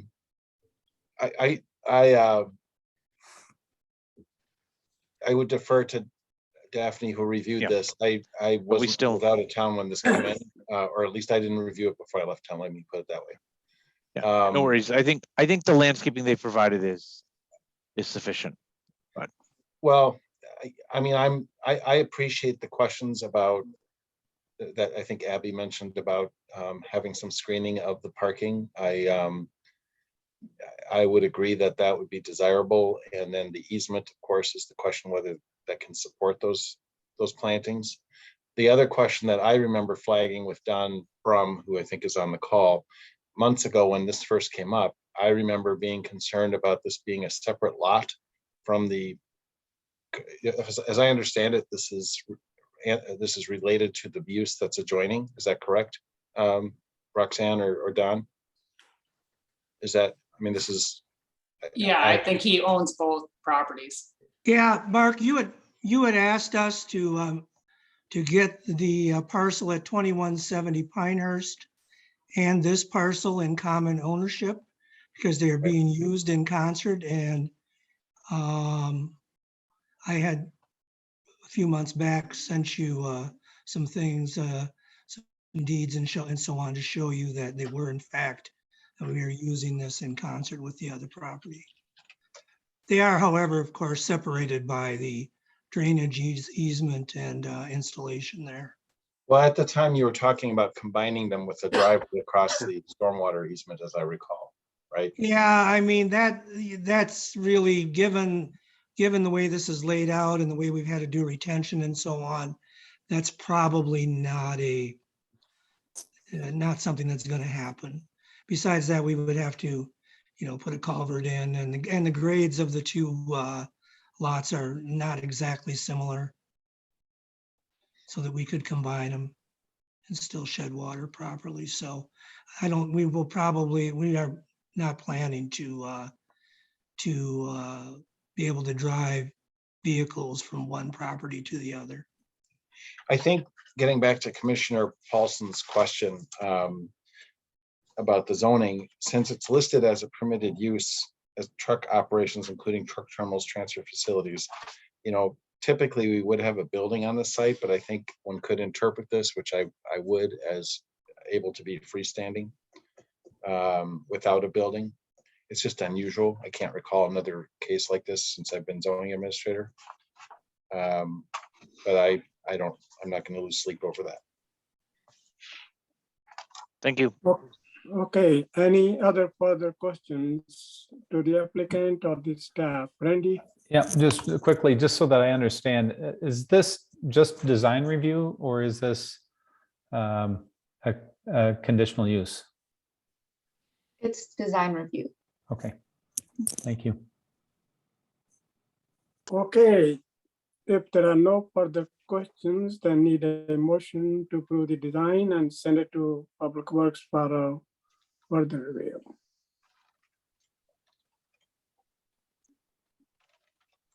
I'll make a motion to approve. It's Commissioner Okay. Bruce. With acknowledgement of the 35-foot widths for the driveways, and a condition that the applicant work with staff to implement landscaping between the parking area and the lot line as can be accommodated within the easement. Okay, need a second? Oh, Okay, and Commissioner I Bruce, sec- you referred to Public Works as well. And Yes. yes, and to refer this to Public Works. Thank you. Thank you. Okay, I'll I second, Okay, or go ahead, no, well, that's fine. go So, ahead, yeah. okay, second by Kurt. So any further questions or comments? Okay, all those in favor of the motion to approve the design review with all the conditions as outlined by Randy Bruce and send it to Public Works, say aye. Aye. Aye. Anyone opposed? So the motion passes unanimously. We are on to item number 7. Design review for building exterior and sign, Blaze 1918 Parmenter Street, staff. Yeah, so this is just design review for the new owner of this building wants to paint this building, which is the building right next to Roman Candle in downtown. Currently it's a gray color. She wants to paint it this navy blue color. And then she will also be adding like masonry around the first floor. So surrounding basically the top of the windows and then the bottom of the windows. And this is the picture of an example of, the mason she's been discussing with, what it would look like and for the sign. So those are the exterior changes that she would be making to the building. Okay, any questions or comments from the commissioners or the applicants? I'm assuming this is not a historic building, subject to regulations? No, it is not. Okay. Looks good. Okay. Is there a motion to approve then?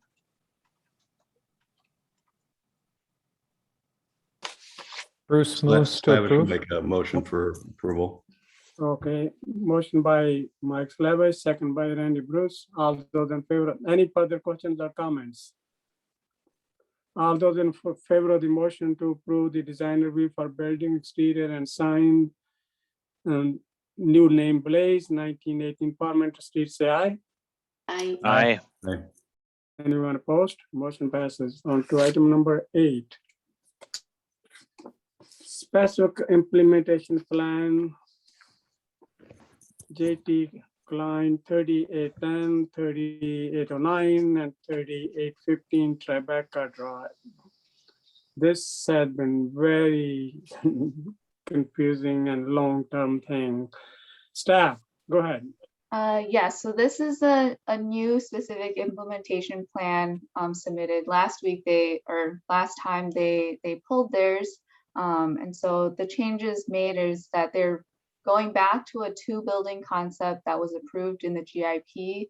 The GIP approved a 4-story closer to Parmenter and a 3-story further back. And so this new SIP follows that, and it is 130 units in total. 54 units, I believe, is in the back unit, the 3-story unit, and then 76 is closer to Parmenter. In addition to the SIP, in the next agenda item, there's a CSM that they'll be splitting the lot into 2 for the 2 separate buildings. And yeah, I think that's it. So one quick question, what playground or park is going to be serving this? You're adding a lot of units here, and this has affordable housing component of it as well. Is there a playground or something added to it? Here, I was anticipating your question and I was trying to pull up the comprehensive outdoor recreation plan.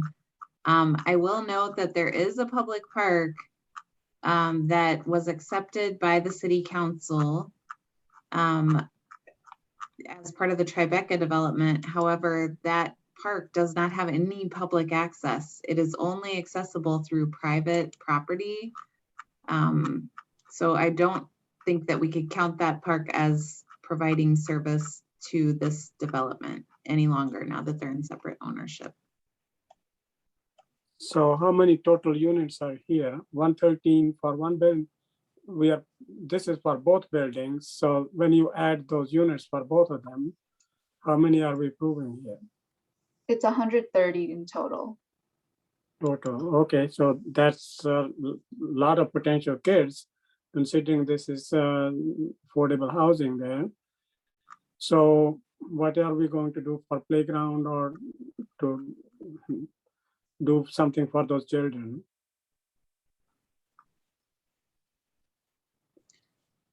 And The I'm not. building Oh, itself, this is Danny at JT Klein, is proposing an on-site playground area. Okay. Yeah, there's an enclosed area kind of right off the tail end of the call it South Building, the 54 unit 3-bedroom building. Okay, so there will be playground. Yeah, whoever's controlling, if you go to our landscaping plan, it might give a little bit better. I think it's after the engineering plans, it might be towards the bottom.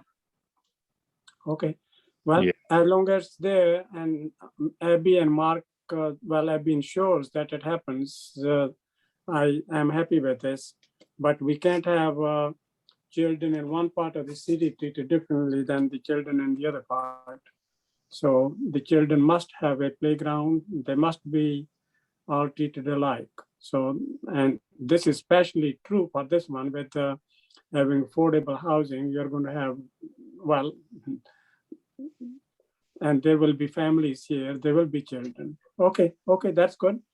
Okay, any further questions or comments? I'm happy with the playground because that has to happen. No question about it. So. and Daphne, I didn't see that area. Is that labeled playground there on that site plan?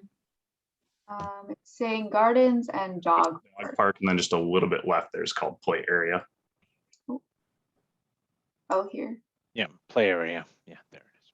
And could Okay, you just describe what that means a little bit, Danny? So we can make sure that we understand what's included. Yeah, we've been modeling a lot of our workforce developments off Meadow Ridge just down the street from here, and it'll have kind of just a an area probably with wood chips down or some sort of synthetic turf and some play equipment that'll kind of give kids an outlet to run around a little bit. So it will have a sandbox, swing set, and some slides and typical playground. Right. No sandbox. No, yeah, not a sandbox. I mean, the specifics are, we're still working through that. Sandbox Oh, okay. maintenance, Okay. but That's- again, it'll look very similar to our Meadow Ridge project. I don't, okay. Well, I don't remember what's at Meadow Ridge, but having a playground for children is absolutely essential. No ifs and buts about it. Okay. Any questions from the commissioners? Well, definitely, is there a more or any other presentation from the applicant? Okay, and any questions from the commissioner? Otherwise, I need a motion. I would make a motion that we determine that the SIP is reasonably consistent with the comp plan and the GIP. Recommend approval contingent on the 5 issues listed there. And adding a 6th that the play area include playground equipment for children. Wonderful, I appreciate that. Okay, I second it. Okay, any further questions or comments? And I'm glad that finally this is coming to some fruition. So it has gone through so many back and forth. So, okay, all those in favor of the motion to approve the SIP for JT Klein 3810, 3809, 3815 Tribeca Drive with the 6 conditions as outlined by Commissioner Paulson, say aye. Aye. Anyone opposed? Motion passes. Okay, we are now to item number 9. This is certified survey map, JT Klein 3810, 3809, 3810, Tribeca Drive. Daphne or whoever wants to take it? It's essentially making 2 lots rather than 3. So, okay, go ahead, Daphne. Right, yeah, it's just splitting the original lot into 2. They have private, utility easements on there. And then they're also delineating that, I believe it's a 10-foot public utility easement along Parker Street. And so we're just recommending approval contingent on resolution of staff comments. And the entrance, the entrance at Rebecca Drive, right? Yes. Okay. Okay. Applicant wants to add anything? Seems pretty simple. Any questions from the commissioners? Otherwise, I need a motion to approve.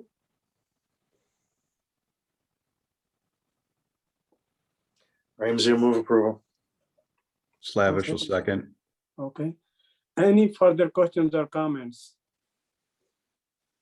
Okay, so motion by Alder Ramsey and second by Commissioner Slavish. All those in favor of the motion to approve the certified survey map for JT Klein 3810, 3009, and 3810 Rebecca Drive, say aye. Aye. Aye. Anyone opposed? Motion passes. Item number 10. Resolution to approve Central Urban Service Area Amendment for Bellefontaine Farm, 44 acre east of 4887 Parmenter Street. Staff. Yeah, and actually, I'm going to recommend deferral of this at this point. We're still, is that listed on the? It's not listed on the agenda. It's Okay, not. good, because I meant to move it to the next item, which is what I did. So I apologize for that, Mayor. The draft agenda that I sent you included it, but we determined that it wasn't ready to go. So we've included, we'll be including it on the next agenda. Okay, all right. So then, Then boy, Ramsey will move to adjourn. so we are done, huh? Wow, wow, wow. Is there anybody who's going to make a second? Otherwise, I will second it. All those in favor of the motion to adjourn, say aye. Aye. Aye. Aye. Anyone opposed? Good night, guys. Good night. Night, all. You all worked hard, and thank you to every one of you.